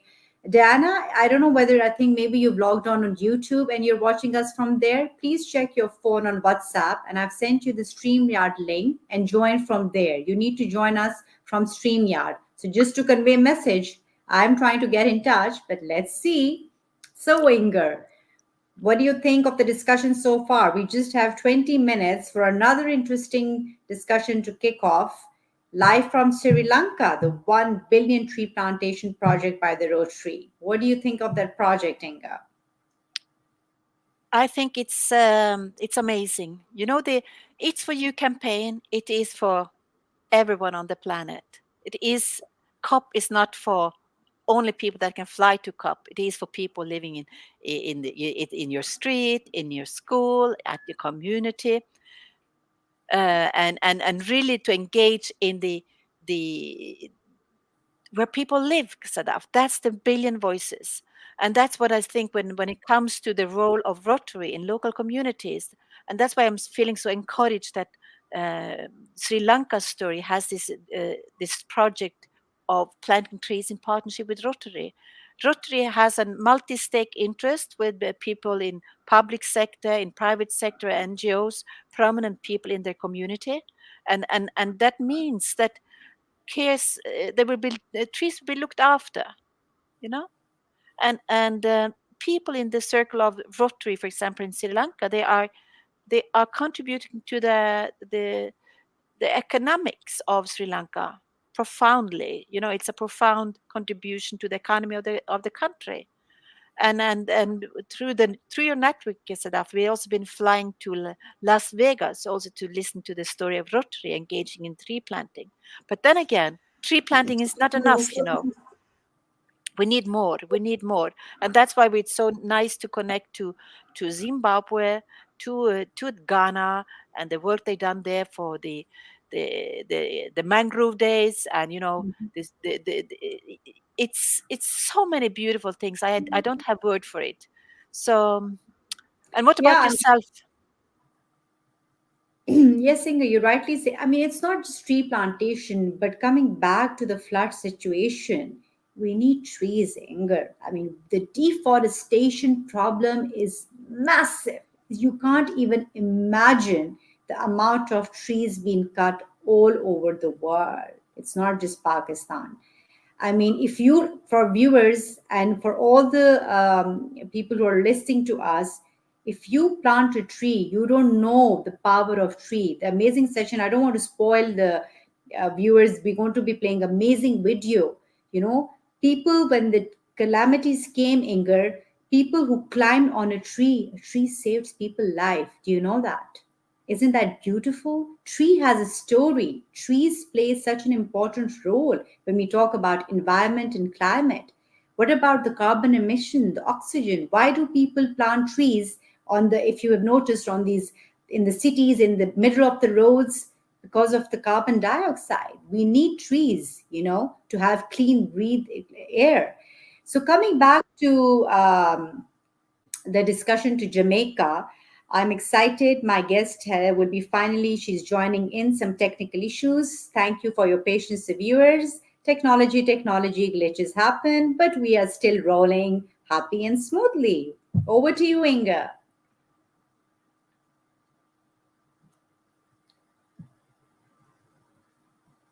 You're muted, Inga. Yes, I'm muted. I know that Diana is connecting with us, and we have the beautiful introduction to her, and we love to share it with her when she's connecting with us. But when we have these glitches and on technology glitches to fly over to Jamaica, do you think we should fly to back in time to last year when we were talking with Bremley and talk about nature-based solution, and where trees are playing an important role? Yeah, you can, but I just wanted if you can say some flashback from Sharm el Sheikh COP27, because since Inga, you were there, I would like the viewers to listen. What were your takeaways? Because I just attended COP in Glasgow. I know about that, but what were your takeaways from the Sharm el Sheikh COP27? Yes, Inga. You know, my heart and dedication is to climate education. And so for me, the take from Sharm el Sheikh last year is climate education must go mainstream. And we formed a coalition of over 100 organizations, mostly youth-led organization for a climate education initiative. And that is presented now at COP28. So that is the legacy from COP27. Is profound. And then my heart was also to working with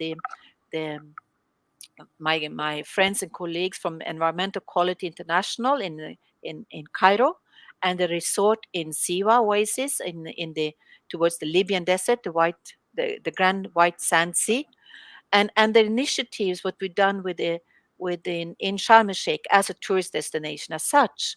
We are working on restoring the mangrove forest in north of Sharm el Sheikh with the indigenous tribe in the Sinai and in that Ras Mohammed, as this area is called, and to of course to plant these mangroves. It's a mangroves research center. We're using ancient techniques to make a environmental eco lodge restaurant. So we are doing amazing things from COP27 to COP28, and the empowerment of Sorry, women. Inger, before wasting time, we just have 15 minutes for this session now. I welcome Diana, all the way joining from Jamaica. She's the President, Country's Child Community Tourism Network, CCTN. She has been serving her Jamaica community and gave her selfless service to the better of tourism to many parts in the world. Outstanding service to the development and training of communities, in entrepreneurship and basic hospitality skills and created the Villages as business program, which is being implemented in Jamaica and the Caribbean.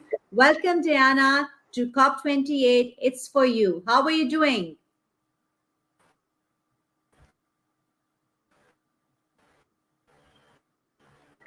Can you hear us? Oh, God. Diana, can you hear us? I can hear you, yes. Brilliant. I can So hear you. you're live. Okay, you're live on the show. I've just introduced you. Please say hello to the online viewers before we play your presentation. Okay, can you see me as well? Yes, we can see you. Okay, I just want to make sure. All right, I just wanted to say how honored I am to be on this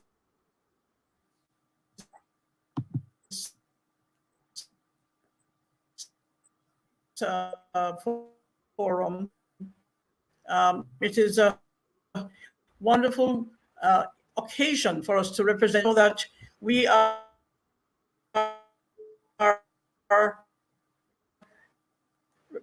branded as the tourism years ago.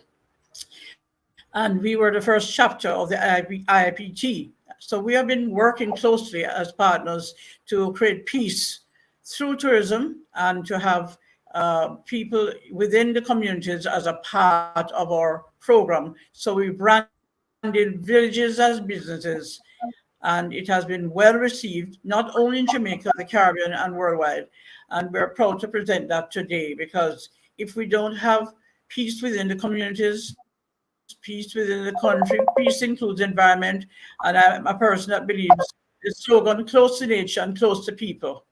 That's what we need to do, keep close to nature and close to people. And man-made change has created a lot of climate change. We're strong believers in that.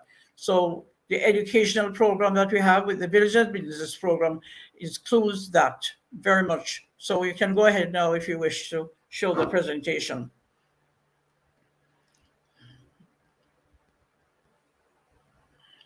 Okay, so are you ready? Can I play your presentation, madam? Yes, of course, go ahead, because I'll give you 10 minutes. I won't be reading all of it, but you'll see all the highlights. Sure.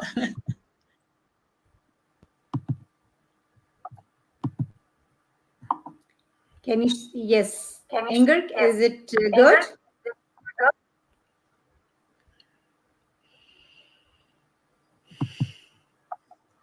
Yes, madam, your presentation is playing. It's the first slide. Well, but I haven't seen it come up. I want to see my face. How do I get that? Okay, we can see the first presentation, the first slides, and it's culture diversity as a driver for economic growth. So please explain your statement, village as a business, as support for success. Okay, because I'm not seeing the slide, but I'll have to look at mine that I have here. It's perfect. I'm not seeing it.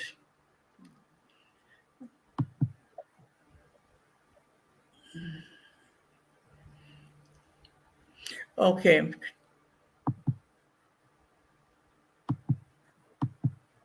We are looking at village as a business and showcasing the. Okay. Please, I can see that Saddam Okay, is. I'm not seeing the presentation, but that's okay. The main thing is that I will now explain what the Villages Business is, because we strongly believe that if we do not improve the economic opportunities within communities, we will not be able to move forward. And communities have to be an integral part of the development of a country in every respect. And community tourism is defined for us as community development. And it is an important thing to know, because if you don't have economic development within communities, then we're not going to be able to get the communities involved. Because many people are very talented and so on, the farmers and everybody, but they need to feel that they are part of the product. And we have done successfully training, entrepreneurship training and hospitality in some of our communities. And what is good about it is that they are able to form their steering committee, and they're able to move forward, managing their community as a business, identify existing projects, potential projects, and they learn about the environment. And our training is for 5 days, and it is certified. Over the past 5 years, we've been with the UII Open Campus, which is now the UII Global Campus, but now they're restructuring. So we're with the Northern Caribbean University in Mandeville, Jamaica, and we will be presenting that training in 24 for anyone in the world. It can be virtual. And the communities, they feel very good that they can now identify what they need to do in their community rather than have somebody else come in and tell them what to do. They are able to get investment because they are identifying potential investment in the community. And the tours that we offer are community lifestyle tours. And just to give you an example, TUI did a tour with us for 3 years. And what was good about it is that they liked the fact that we gave them a stop at the hairdressing salon. And then from there, they went to the basic school, then they went to the prep school, then they went to the church. And then after the church, they went to the community bar, where they learned the right way to make rum punch, 1 off sour, 2 off sweet, 3 off strong, and 4 weak. And that was exciting for them. And then we went to the community restaurant. And at the community restaurant, they got a chance to meet the owner and to interact with the meal, what it was about. And then we did 15 minutes of dancing, good Jamaican dancing, reggae, and we also had soca, which is Caribbean, but they got a chance to learn how we dance. And from there, we walked down to the pastry shop, and they had our famous plantain tart and gizzardo. When they went, they were fascinated with all the different things that are there, and they went and bought more. And then when they went back to their hotel, which was an all-inclusive in the Negril area, they were able to tell the other guests, we went to Jamaica to see the lifestyle of the people. It's not attractions that were created, it's the real life things that were happening. And that is what we are focused on. We want people to know our culture, our music, and everything that we have to offer. But we must not have the feeling that you have to create something. We have it already.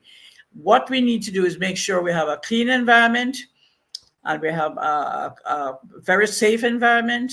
And with the training, we have that pretty much covered, and we've never had a problem. And what is great is that we can combine our community lifestyle experience with any hotel, bed and breakfast, homestay. And our homestay program has been around a very long time. And our homestays can access Airbnb, but we don't really call them Airbnbs, but we give them their independent names. And people can come and stay with a family and enjoy their hospitality and what they have to offer. They can go to their business place, they can go to their church, whatever it may be. And we have people who are coming in groups over the years. We have had post office groups. We've had people who have come to look at the gravestones. We have many niche markets. The Organization of Eastern Caribbean States asked me to do a presentation some years ago on the niche markets, which is under the community-based tourism. Community tourism is not a niche market. I want to make something very clear here. Community tourism is the mindset change that has to take place with the approach to the development of any country. And then under that, we have community-based tourism, is where the entrepreneurship lies. And we have identified over 30 niche markets. It's an exciting possibility for every community to decide which niche market they want. Some want more than one, some want more than two. It's great that they can see that they can be involved, and it's not just sun, sand, and sea, which is a focus that has been for the Caribbean region. People can go and look at people's garden and give a tour and get paid for it. I want to make it very clear that every stop we give money from our tour, and this way they're able to earn income apart from their business that they do. And what I feel good about is that they are now trying to definitely tour each other. They probably have 2 or 3 villages beside them and they didn't know what it was about. And now they know, they're able to have local tours from their community to visit other communities. And that is very important because there's nothing like getting to know each other and then we can market everybody together. I'm telling you that we're opening up the Village That Business program to the whole world. And we have a virtual training that we'll be offering. So anybody who's interested, we're going to do study tours to Jamaica too for 10 days. And within that 10 days, we have 5 days of the training in entrepreneurship and then 5 days to go and visit different communities. We've done that over the years and it has worked very well. We've had university groups, we've had senior citizen groups, we've had different entities coming to understand the approach that we have. And we're very happy to be a partner with the International Institute for Peace through Tourism and our Jamaican diaspora. We have the main one being Making Connections work in the UK. They are the one who branded the community economic tourism, which we support because it's improved the economy of the country. And we have different entities within the diaspora, integrated diaspora services, to name a few. Because the diaspora, we have more Jamaicans overseas and Caribbean people than in our countries. And this is something that we need to know because they are passionate about improving our country and the countries in the Caribbean. And what we have to do is organize the network. And finally, I just want to mention, we have a team of consultants, which is on the PowerPoint. I don't know if you'll be showing it because I can't see, but what is important is to know that we have a professional team of consultants. And why this is important, because there's a tendency not to recognize the local consultants who can deliver for any project that is identified by international groups and so on. So we're going to be setting up a database on our website, which is www.visitcommunities.com/Jamaica. And the International Community Tourism Association has been formed by Risa Sultani from the IPT. And we're in charge of developing the Caribbean chapter. And it's all complimentary to go on feature whatever it is that you have. So we're really moving ahead with our program and we are opening it up, as I said, to anyone who is interested in having an experience and enjoying our country, which is, as you know, with Bob Marley and different music that we have. We're famous for what we have. And we want to see that our environment is improved, because if we don't educate the communities from basic school up, they will continue to do things that they should not do to affect our environment. I'm very passionate about that. It is very, very sad to see sometimes you have, garbage and, just being thrown out and so on. But I can tell you that when we do the educational program with the Village Does Businesses, they change their mindset. They have a new mindset. And we want to make sure that our government and everybody supports us with the mindset. And the hoteliers, quite a few of them are involved, like the Sandals has the Sandals Foundation, which has done awesome work. I think we're on the track, but we just need to rev it up some more. And we look forward to welcoming anyone who is interested in coming. Thank you. Thank you so much. I'm telling you, this was an inspirational presentation from Jamaica, and also that my daughter is already planned to travel to Jamaica, and she will be coming in January to February. so my family is traveling there. And well, please connect with me, please. Yes, we will connect with you, and we'll.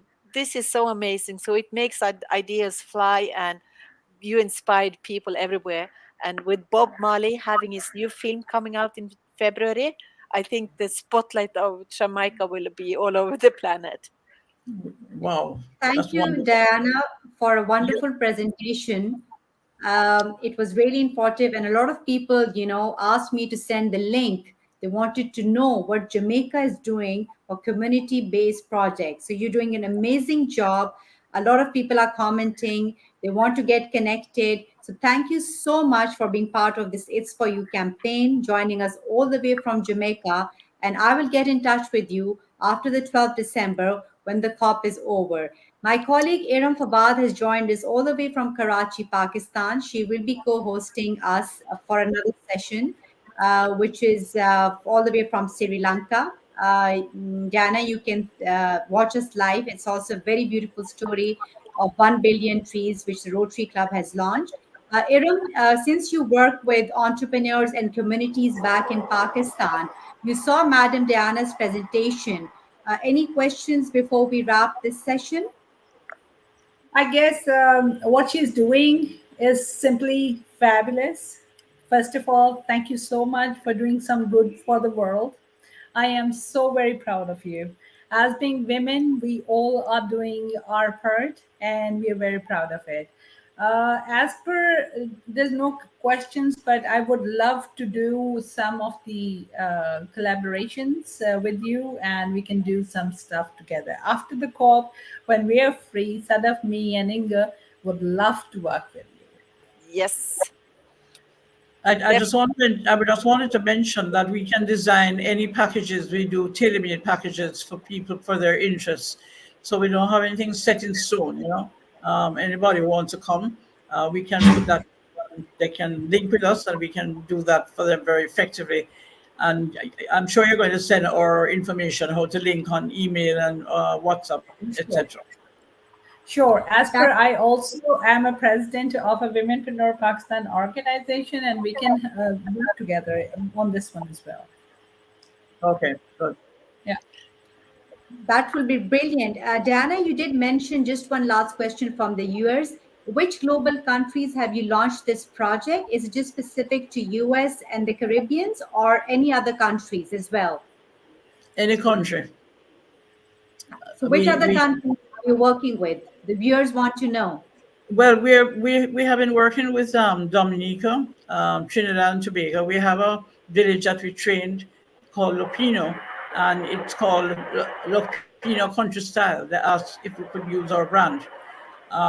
We also work with Antigua. We did training in Antigua. We're mainly with the Caribbean though. And now we're about to set up country style community tourism network visitor businesses in Ghana. We have a vice president who is going to be going there to do that. So we're going to move more and closely with Africa.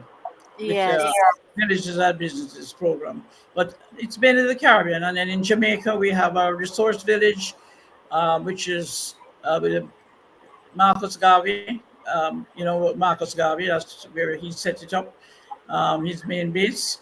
And we have the Tainos area there. So we have that. And what was very good is that Boots Stewart, the late Boots Stewart, he went on a tour there. And he was so excited to participate in the Bami tour, where he learned how to make Bami from cassava. And he was very excited about that and gave us support. Then we also have Orange Bay in nearby Negril in the Hanover area, and Beeston Spring, Entoban, and the whole beauty of the farming and what is there. It's quite a few. And then we have Bluefields now. Bluefields is one of our main projects for 24, developing that further. And we have a wonderful organic farm there and homestay combined wellness, and we're focusing on health and wellness. Okay, so Diana, Diana, at the end, I also like to give the greetings from the Norwegian, the World Climate School from Norway, and I know that working with the ecosystem, like for youth and youngsters and children, to be connected from the north of Norway and from Pakistan, from Nairobi, from Zimbabwe, to educational project, what's going on in the Caribbean, because this is the call it the Gulf Stream and the heating system of the planet. You know, there is a lot of things going on that we can engage like youngsters to engage. It's what's the temperature of the ocean? Is it increasing? How is it increasing in Norway? Is it hotter in the ocean? Because that's what I'm saying with climate change, is that the ocean is also getting hotter. It's not only the plastic and garbage problem on the ocean, but the temperature is getting. So there's a lot of things we can do. So we can promote the tourism and educational thing globally together with you, Diana. That's brilliant. Our guests are waiting from Sri Lanka, and we have to start our next session. We have back-to-back sessions. But thank you, Diana, for joining us all the way from Jamaica. And we will get in touch after the 12th December. Good luck for your project. Good hearing from you.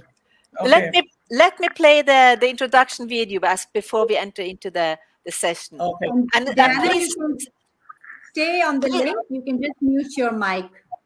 Stay on, Diana, so you get the feeling that we're really loving the green heart from Jamaica.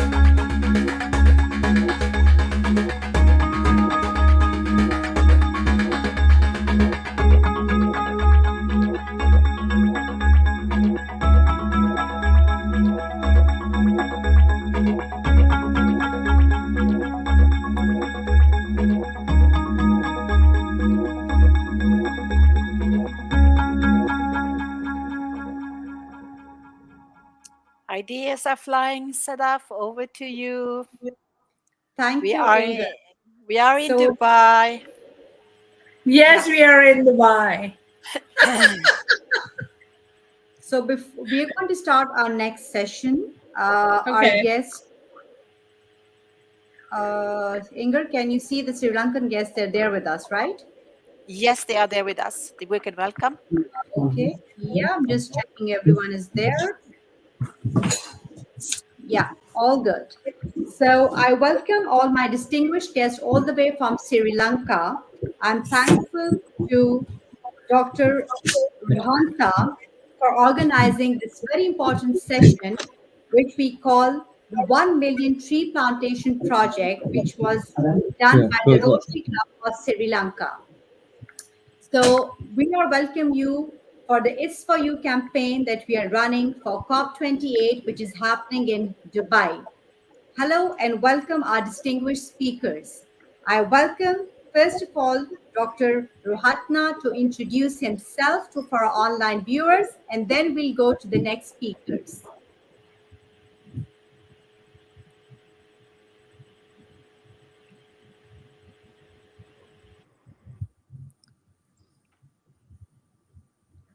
Welcome, Project Chairman Gauri Rajan. Can you hear us, madam? Are you there with us? Hi, it's nice joining you. Thank you. And And greetings from Sri Lanka. I welcome Dion Skurman, Implementation Chairman for this project as well. Welcome, sir. My pleasure. Thank you for having us. Okay. So for our online viewers, I've been posting this, the project, and a lot of interest has come. They're watching us live. So tell us about this project, which the Rotary Club started this. So what was the logic of this project for Rotary to drive this project with the people of Sri Lanka? Sadaf, can I invite our past district governor for Rotary, who is Gauri Rajan, who actually sat on many global projects from the Rotary International, from Evanston also. She will give a little bit of background about how Rotary focused on the environmental pillar, and she will explain a little bit about the global pickup, and then from there, one of us will pick and tell how we do this project in Sri Lanka. Gauri, over to you. Yeah, thank you, Dr. Rohanta. Well, as you know, Rotary is an international voluntary organization and the oldest service organization in the world. And of our 7 focus areas, environmental is one key focus area. And when I was elected as the governor in 2012 for the year 2014, we found that in Sri Lanka from 1996 to 2012, the forest cover dropped from 53% to 21%. So we knew that it was a serious issue. And it was around that time that we wanted to embark on this 1 million trees project. And the research showed that there's a tree which is emotionally connected to everyone, and there is always a tree in your life. So that's how we picked up this theme, that 1 million tree stories, and that's how we started moving forward.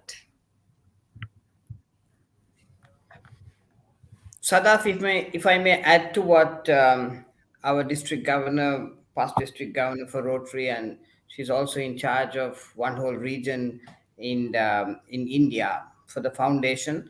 What the overall riding theme is that we want the organization to be relevant in every single country in terms of understanding what the issues in that country is, and then as to how we can come out with a solution that we are relevant. And the real top box challenge that every country is right now faced it happens to be the environment. And you could see the kind of ramifications that are there. The last week you've had Chennai, which was underwater. A week before that we had Dubai, which was underwater. And these are things that we have never seen in the world. So given that kind of a backdrop, part of us trying to become much more responsible and responsive to the environment and different other facets is how this project came to being. So in Sri Lanka, we took the high ground in terms of having declaring this not as just a small Rotary Club project, Sadaf, but what has happened is that we have instituted a limited guarantee company, non-profit under Rotary, where we have all the past district governors of Rotary who are in the board. So they sit on the board honorary, and then what we did was that we identified that this is not about just planting trees, but we have to be responsible and accountable, because as per the global norms of Rotary, if there's any funding that comes, then that funding has to be certified because it's people's money. So in that basis, all the past district governors of Rotary sit on this. And then what we did was we selected a UN compact agricultural company called Haley's Plantations, who have come on board in terms of being an agriculture partner who will plant, and then post planting they maintain it for a period of time. And during the first 2 years, if you have a mortality rate of around 2%, they plant it free. So it's a sustainable project that is being done. Over. Thank you for explaining that for our viewers. So my first question to Madam would be that what was the logic of this project of Roti to drive for the people of Sri Lanka? That's for me, right? Yeah. Okay. Okay. See, one thing about this 1 million trees project was, of course, we wanted to improve the green cover, and we believe that we need to be sensitive to the environment, which is very important. And also, well, when we originally launched in 2014, I would say that within a year, we found that 80% of the trees that we planted died. But it's just that in Rotary, we believe that when we do give a promise and when we do get well-wishers and sponsors who come forward to plant trees, we need to keep that promise. So even though we found that the 80% of the trees died, we did take some time to consolidate, and after which we did come up with our partner, that is Haley's, which is a Rainforest Alliance, so that there will be a sustainability in this program, because it's, as Rohantha explained, it's not just about planting trees, but it's very important that we maintain. So we basically replanted them at our own cost. And now I would say that every tree that is planted are there, because it's basically maintained for 5 years, which means it will last for a period of 25 years. Wow, that's brilliant. So my another question to you, Madam, will be, how was the Miss World involved in this project? Well, she visited Sri Lanka in 2015 for the Rotary conference, and we thought that would be a great time to involve her to basically launch the project, because she was able to create the awareness and also the momentum among the people here, so that the focus was on promoting environment. And she also had an interesting tree story to share, where her grandmother had taught her how, when she went near a tree, because her tree story was when she sat by a tree, that she felt that she conquered the world. So, how that story basically resonated with her becoming the Miss World in 2015. Wow, that's beautiful. Sadat, if I may come in there. Yeah, yes, go ahead. In 2015, the governor for Rotary Sri Lanka 3220 was Gauri Rajan. So when she was, she invited the Miss World, Rolin Stalls, who is from South Africa, actually to come over to Sri Lanka. The whole conference was sponsored by Sri Lanka Tourism. And at that time, I was chairman of Sri Lanka Tourism, and we thought that it's fantastic that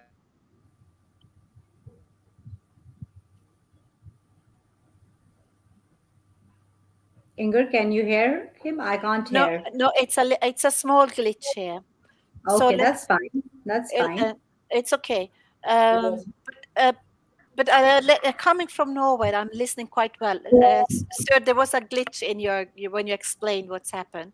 But I would say that early on when we spoke, Dr.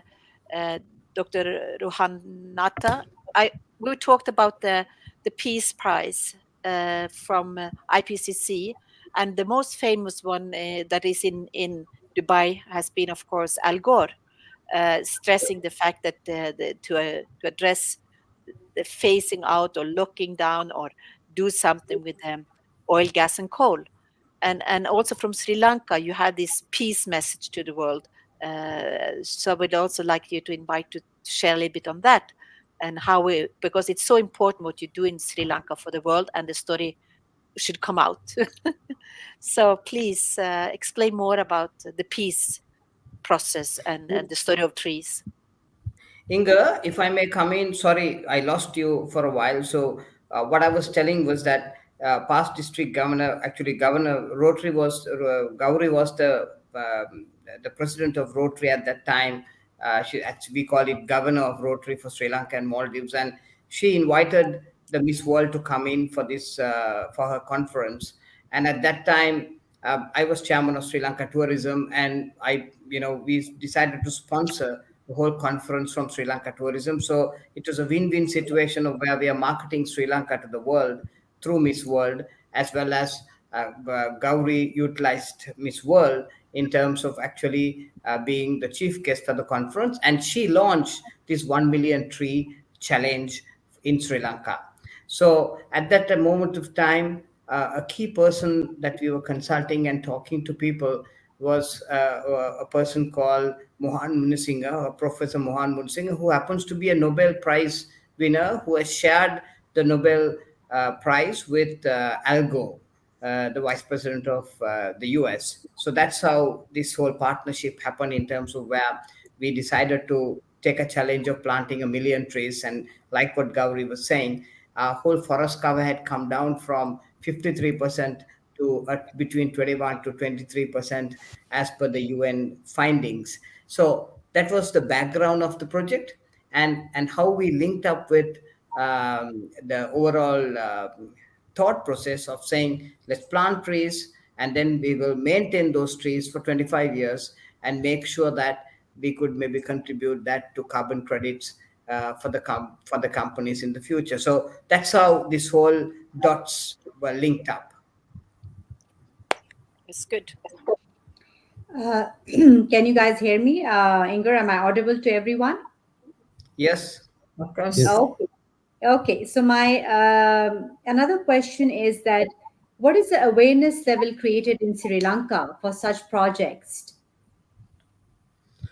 Okay, so since I have a PR, I'll take that question. How we create awareness of this is, number one, when Miss World came in, she was on mainline news on every single TV channel, every single radio station, every single online, whether it was Instagram, Facebook, or LinkedIn, where this whole launch of us was related to the whole of Sri Lanka. And the Minister of Tourism came in together with the governor for Rotary, which was Gauri, and we had this as a national event. It was held at the Ministry of Tourism, and once it was launched, she planted the first tree as a memento of the first of driving the project. That's point one. Then secondly is that if you take Rotary, it has the youth, which is the people who are going to school.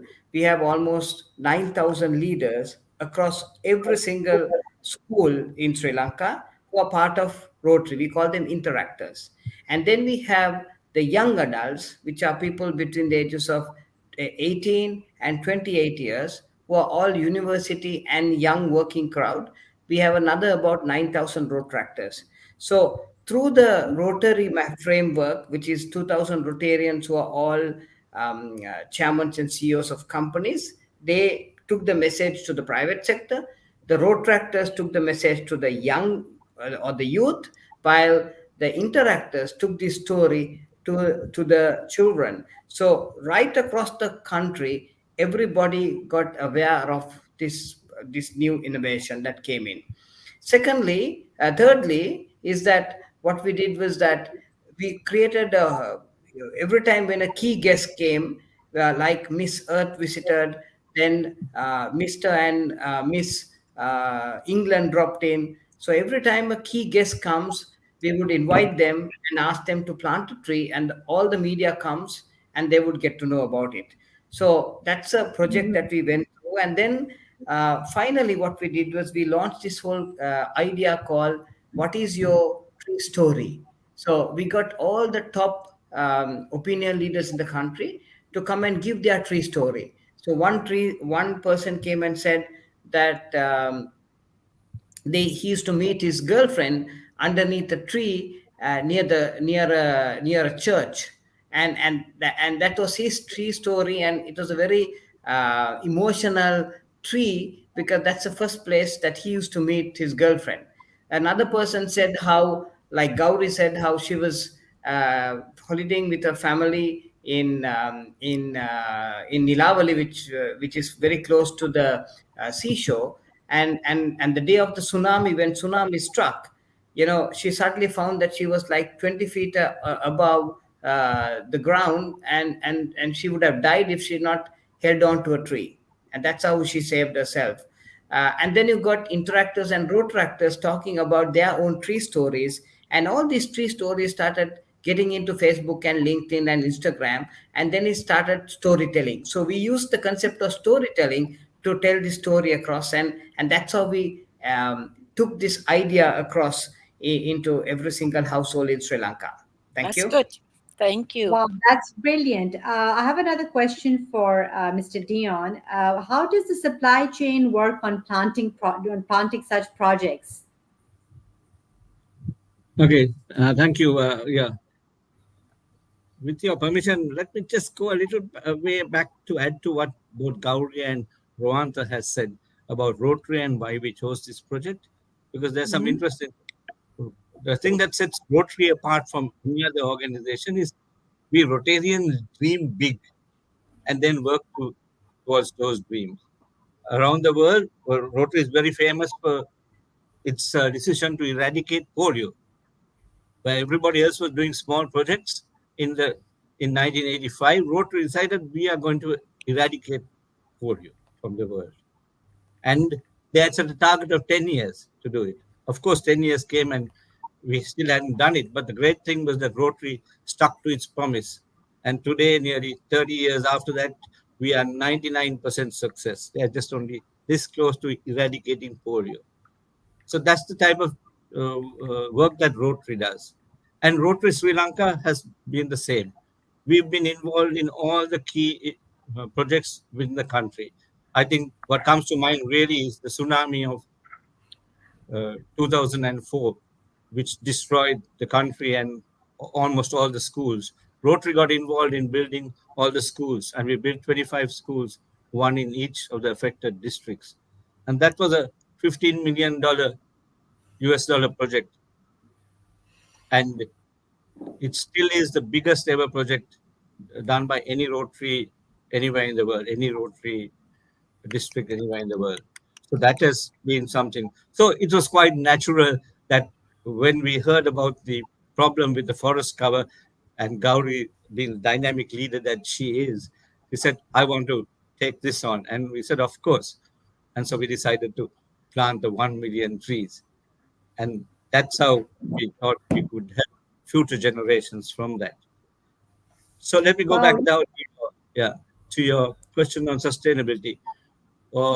As Gauri was explaining at the start, we went into this and then we found that we were not the experts in the area, so we were battling drought and floods at the same time and having to replant trees. But then we struck a very strategic partnership with Haley's, a leading corporate in the country with international reputation, and they are the best in the industry, and they have been awarded many international accolades for their plantation expertise and all. So they handle the nurseries and the full farm in coordination with us. When we tell them we need X amount of trees, then they will organize the nursery, the seedlings up to the sapling stage and have everything prepared, including the ground. It takes a little while. You need several months to prepare the ground for the next planting as well. And the greatest thing, as Rohan also touched on, is that they nurture the trees. And when they nurture the trees, they ensure that they replant anything that dies. So you have 100% survival rate. And that has been one of the great features of our project. Wow, that's just amazing. My other question, my last question, then we have to close our sessions for today. This is the last session. We are streaming live since 3 hours, and a very interesting session. A lot of viewers are sending comments as well. How to start this project in a country like Pakistan, and we'll be playing also the amazing video for this project. So my last question is, how does the carbon credit certification happen? Let me take that. Most of our sponsors, especially the large corporates, are very keen to offset their carbon footprint. So we offer them the certification, and it's very, if you do the maths, 1 hectare of trees absorbs approximately 26 tons of carbon dioxide per year. So for 20 years, you're really doing a great thing. And I think this is one of the things that has attracted the corporates, and they feel that they could get some credit back and make amends for some of their carbon footprint itself. In fact, large-scale reforestation can make a huge impact in carbon emissions. In Thank theory, you we so could much. offset about a third of the global emissions if we really all start planting trees.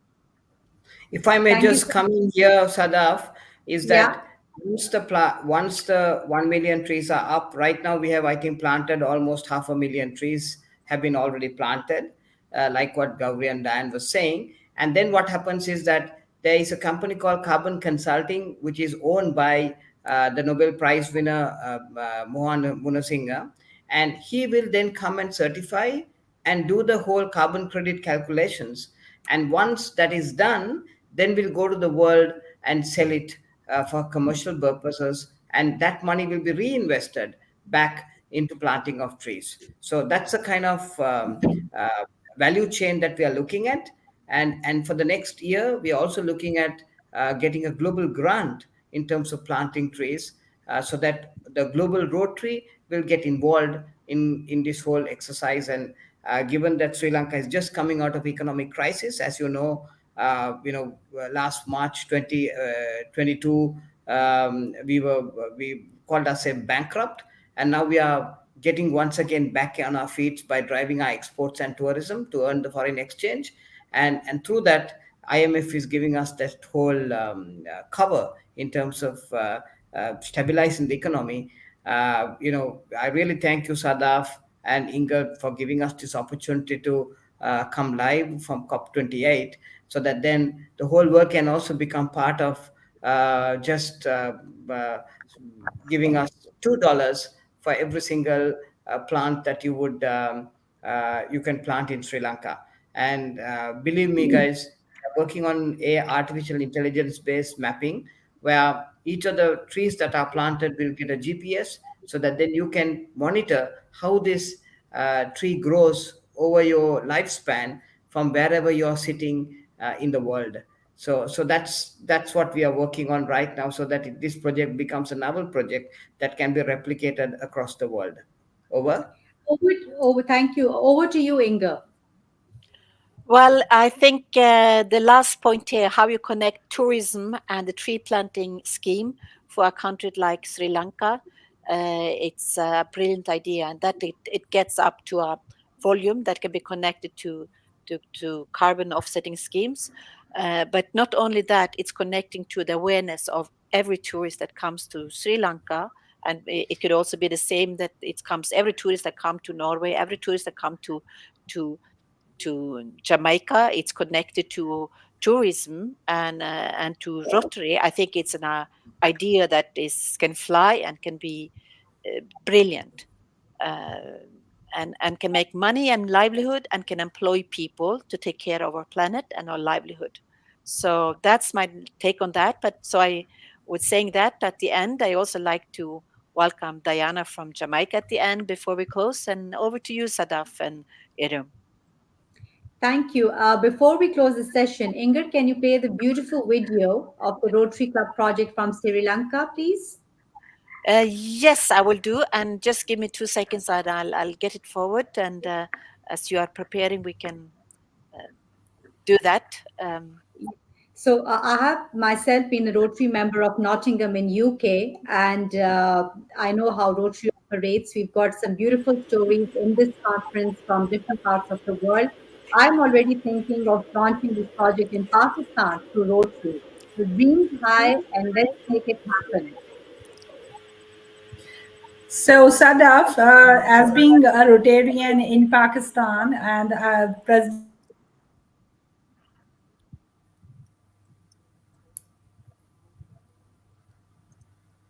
Iram, I think you have some connection problems. That's technology. But we have Irfan Taj from Karachi.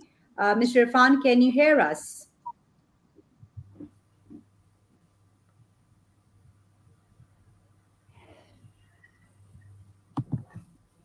Mr. Irfan, are you there with us? Yes, I can hear you. How about you? Can you hear me? Thank you. Yes, thank you so much for joining us from Karachi. I know you went on a prayers break, but this project is amazing, which the Rotary Sri Lanka is doing. So why can't Karachi? Rotary has a huge network. I know I requested Mr. Admiral, and he invited you for this session. Any questions? How can Karachi launch such projects through Rotary Network? And please also introduce yourself to our online viewers and the team for Sri Lanka. Thank you very much for the invitation. Primarily, I belong to Pakistan National Shipping Corporation. I'm sure Rotary is here in Pakistan, and they have a wing, rather they have a division in Karachi also. Maybe we can link up with them, with the Rotary in Karachi. But on our own, as a PNSC being an entity, we would definitely like to contribute towards this excellent project. In this regard, if you have any point of contact in Karachi, especially the expertise, what kind of plantation or vegetation should we do along the Pakistani coast? As I understand, Pakistani coast has probably a higher level of moisture. So a peculiar or different types of trees would be required to be placed along the coast in Sindh and Balochistan. So I'm open to it. We would like anybody point of contact where we can engage with them and have a contribution towards the world vegetation in general and Pakistan in particular. Thank you. Irfan, just to answer that question, is that in Sri Lanka, what we did was that we got in touch with the forestry department, and we have one of them also on our board, and they go and do a soil structure evaluation based on the moisture content and the kind of vegetative property that is around that area, and they would give a scientific analysis of what is the type of trees to be planted. So the trees that are planted in Sri Lanka, in Hatton, is going to be very different to the trees that are planted in rest of the world. So I would say that would be the best option, Irfan. Thank you very much for the advice. Yeah, please. I am a part of a climate activist as well, and a part of Rotarian Pakistan. I am the Rotarian in Pakistan, one or two of the clubs over here, and we've been working on this one, the plantation and everything. Every month we do plant few of the things. As being, we have donated a few of the mangroves to the urban forest in beach area in Pakistan over here, Karachi. So, like, they are working amazingly nice. So, I would think, because the beach line over here, they need mangroves and a few of the fruit trees, because we already are working with the collaboration of urban forest, that we have created an artificial thick forest right on the beach over here in Karachi. So it's right beside Bilawal House, and we did it. And I guess it's an amazing job, and we can talk to each other. We can work on this project, including Sri Lankan, all the delegates over here. It's really lovely to hear about your project, and we would love to have a conversation with it, and we can continue it in Pakistan as well. Irom, I would also I would also invite you and Irfan to come over to Sri Lanka. We have a Sri Lanka direct flight from there. And we will take you to our plantations and we will show you how the value chain is connected. And I mean, most of the Rotarians in Pakistan are very close friends of Sri Lanka. We work very closely. Yes. Whatever assistance that we can give you, we will definitely help you and support you. And greetings to to Mr. Menon also, who is championing the polio project in Pakistan, who is a very close friend of Gauri and Dan Yes, I too. know him. So I know him because I am one of the person who was into lions and into Rotarians everywhere. So if you need any kind of help, I'm always there as your voice. So this is what you know my number. Sadaf can give it to you. Yes. Thank you so much. I would also like to thank Iram. I think I'll get the numbers from Sadaf, and definitely we would engage. And since you've already tried out and the results are encouraging as per your narration, so definitely we I would have love more to show places. you the place. Yeah. Yeah. Okay. Thank you. Yeah. Thank you. And also greetings from Norway, and thank you for all your time to being here, and also from the World Climate School and the Norwegian Climate Network. We are working very closely with the Earth Bank in Stockholm, and we've been engaging youth around in Europe on the earth banking and planting of trees in Kenya, in India, in many places, even in Germany, they're planting trees. And it's not only trees on land, but it's also trees that can tolerate the salt sea, like the mangroves. And with the Torheil Climate Park and the initiatives out of Oslo, there's also connections to share and to give to all of you. And as I'm not Rotarian myself, but my mother was one of the first female Rotarians and the director or president of Rotary locally in Norway. So I'd really like to be at your service as well, and do my best to connect these ideas to manifest for humanity in the future, and to make a green footprint for planet Earth. Thank you you so much. We would Inger, also can you- request whether we could. Thank you very much for featuring us on COP28 live. If there's some way that we can do some partnership with the climate school over there, which you are a co-founder in Norway, and of course any kind of partnership, Sadaf, that you can recommend, we would really love to pursue those options. And we travel quite often across the world on business, so do let us know, and we could come and maybe personally meet you all and take it forward. Thank you. Thank you so much, Dr. Rahatna. I think it was a very, fruitful discussion. And for the viewers, how we are running COP28. It's for you, a symphony of billion voices. When I organize such conferences and events, Inger Met and Iram Fawad has known me for quite some time. We are having a cultural diplomacy dialogues. We're not just talking. We want such projects to kick off. And as we're talking and focus about COP28 environment challenges, we want some success stories. So thank you all for your contribution. Amazing story from Sri Lanka. I'm already dreaming, Mr. Irfan and Iram, that to see this project kick off in Karachi for 2024, as the air pollution figures are quite alarming. And similarly, Mr. Irfan, this project can be launched in Lahore. We can take advantage of the Rotary network.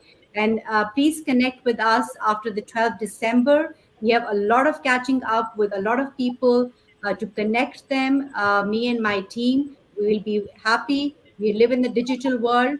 We can start off with Zoom meetings, and let's have a focused discussion for the Karachi 1 million project through Rotary, and as well as I would prioritize Lahore, which is like smog and so much problems we are facing there. So thank you once again, everyone, for your time. And now I will request Inger Met to play the beautiful video of the Rotary Club of Sri Lanka, which they shared with us. Over to you, Inger. Yes, I will. Let me share the window. It's always a challenging to when it gets the thing is when we're having this. Okay, I'll share it. It's a little bit challenging, Sadaf, because I am on the multitasking. But here it is, and here we go. I hope you can see it. Can you see it? Yes, Inga. yes. Thank you. We can see. Yes, it is. Beautiful. But we We can't need hear the the sounds, sound. Inga. Hmm? We need the sounds.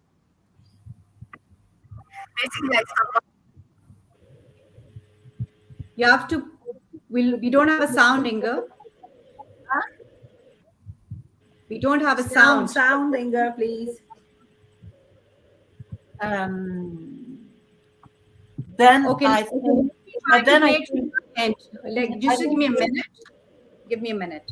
yeah, it's when it comes to WhatsApp, it doesn't get the right sounds, or it's not connected to the sound system. Sorry for that. It's a glitch, Sadaf, on my side. Sorry. But as we wait for Sadaf to get the original track already, maybe even from Jamaica, you have been patiently with us, Diana. So also these few seconds to say your greetings to your new friends in Sri Lanka.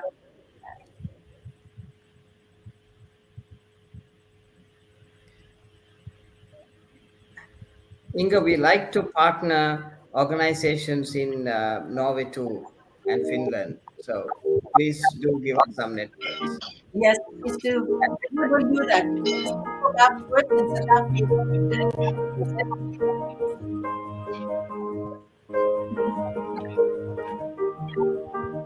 Basically, I survived the tsunami because I clung on to a tree. We had a jam tree in front garden in my home in Kochi. During our school days, we had this common tree where each and every one of us flock around during our lunch break or even after school. There was a tree right next to my swimming pool. The tree had a beehive.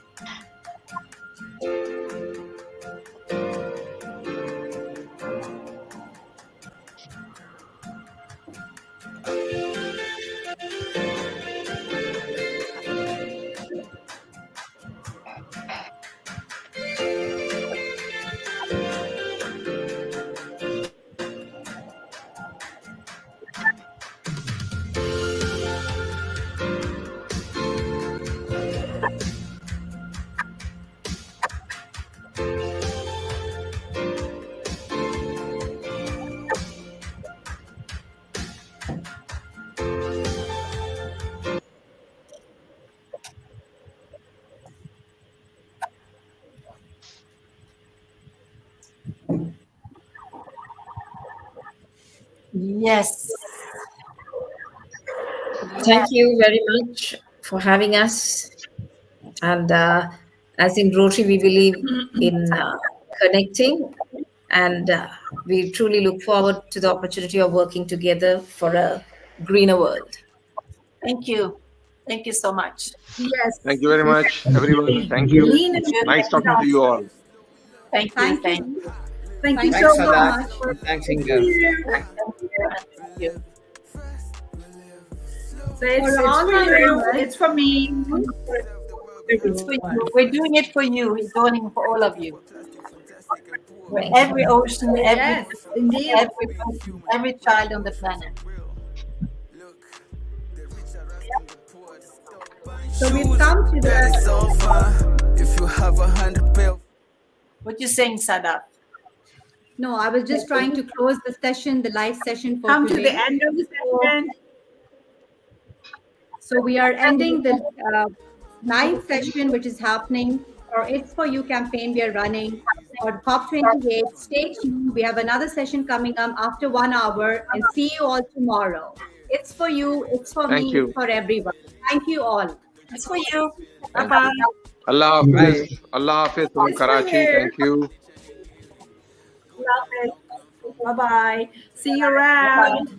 Acting on them, but go comes from accepting that they're dreaming of a day when we shall heal the world. Transform yourself, it's for you, it's the solution. A limit to oil. gas and coal makes me happy. This world is all we got, so we must save the planet, save it now. Yeah. Good originates from accepting that there are limits. Good comes from limits. Rethink those choices. Chunga vile una purchase. Think of your consumption. What's the point? I mean, transformational ownership is for you. It's for you, yeah. Are you ready now? Are you Dreaming of a day when we shall heal the world. Transform yourself, it's for you, it's the solution. A limit to oil, gas and coal makes me happy. This world is all we got, so we must save the planet, save it now. What gives you joy? Dancing in the rain. What gives you joy? Owning my challenges. What gives you joy? Being alive. What gives you joy? Having fun. Hey, hey, hey, hey, hey, hey. Yo. Transformational ownership, yeah. Hey, yo, listen. Everyone, you are welcome to the Dreaming of a day when we shall heal the world. Transform yourself, it's for you, it's the solution. A limit to oil, gas and coal makes me happy. This world is all we got, so we must save the planet, save it now.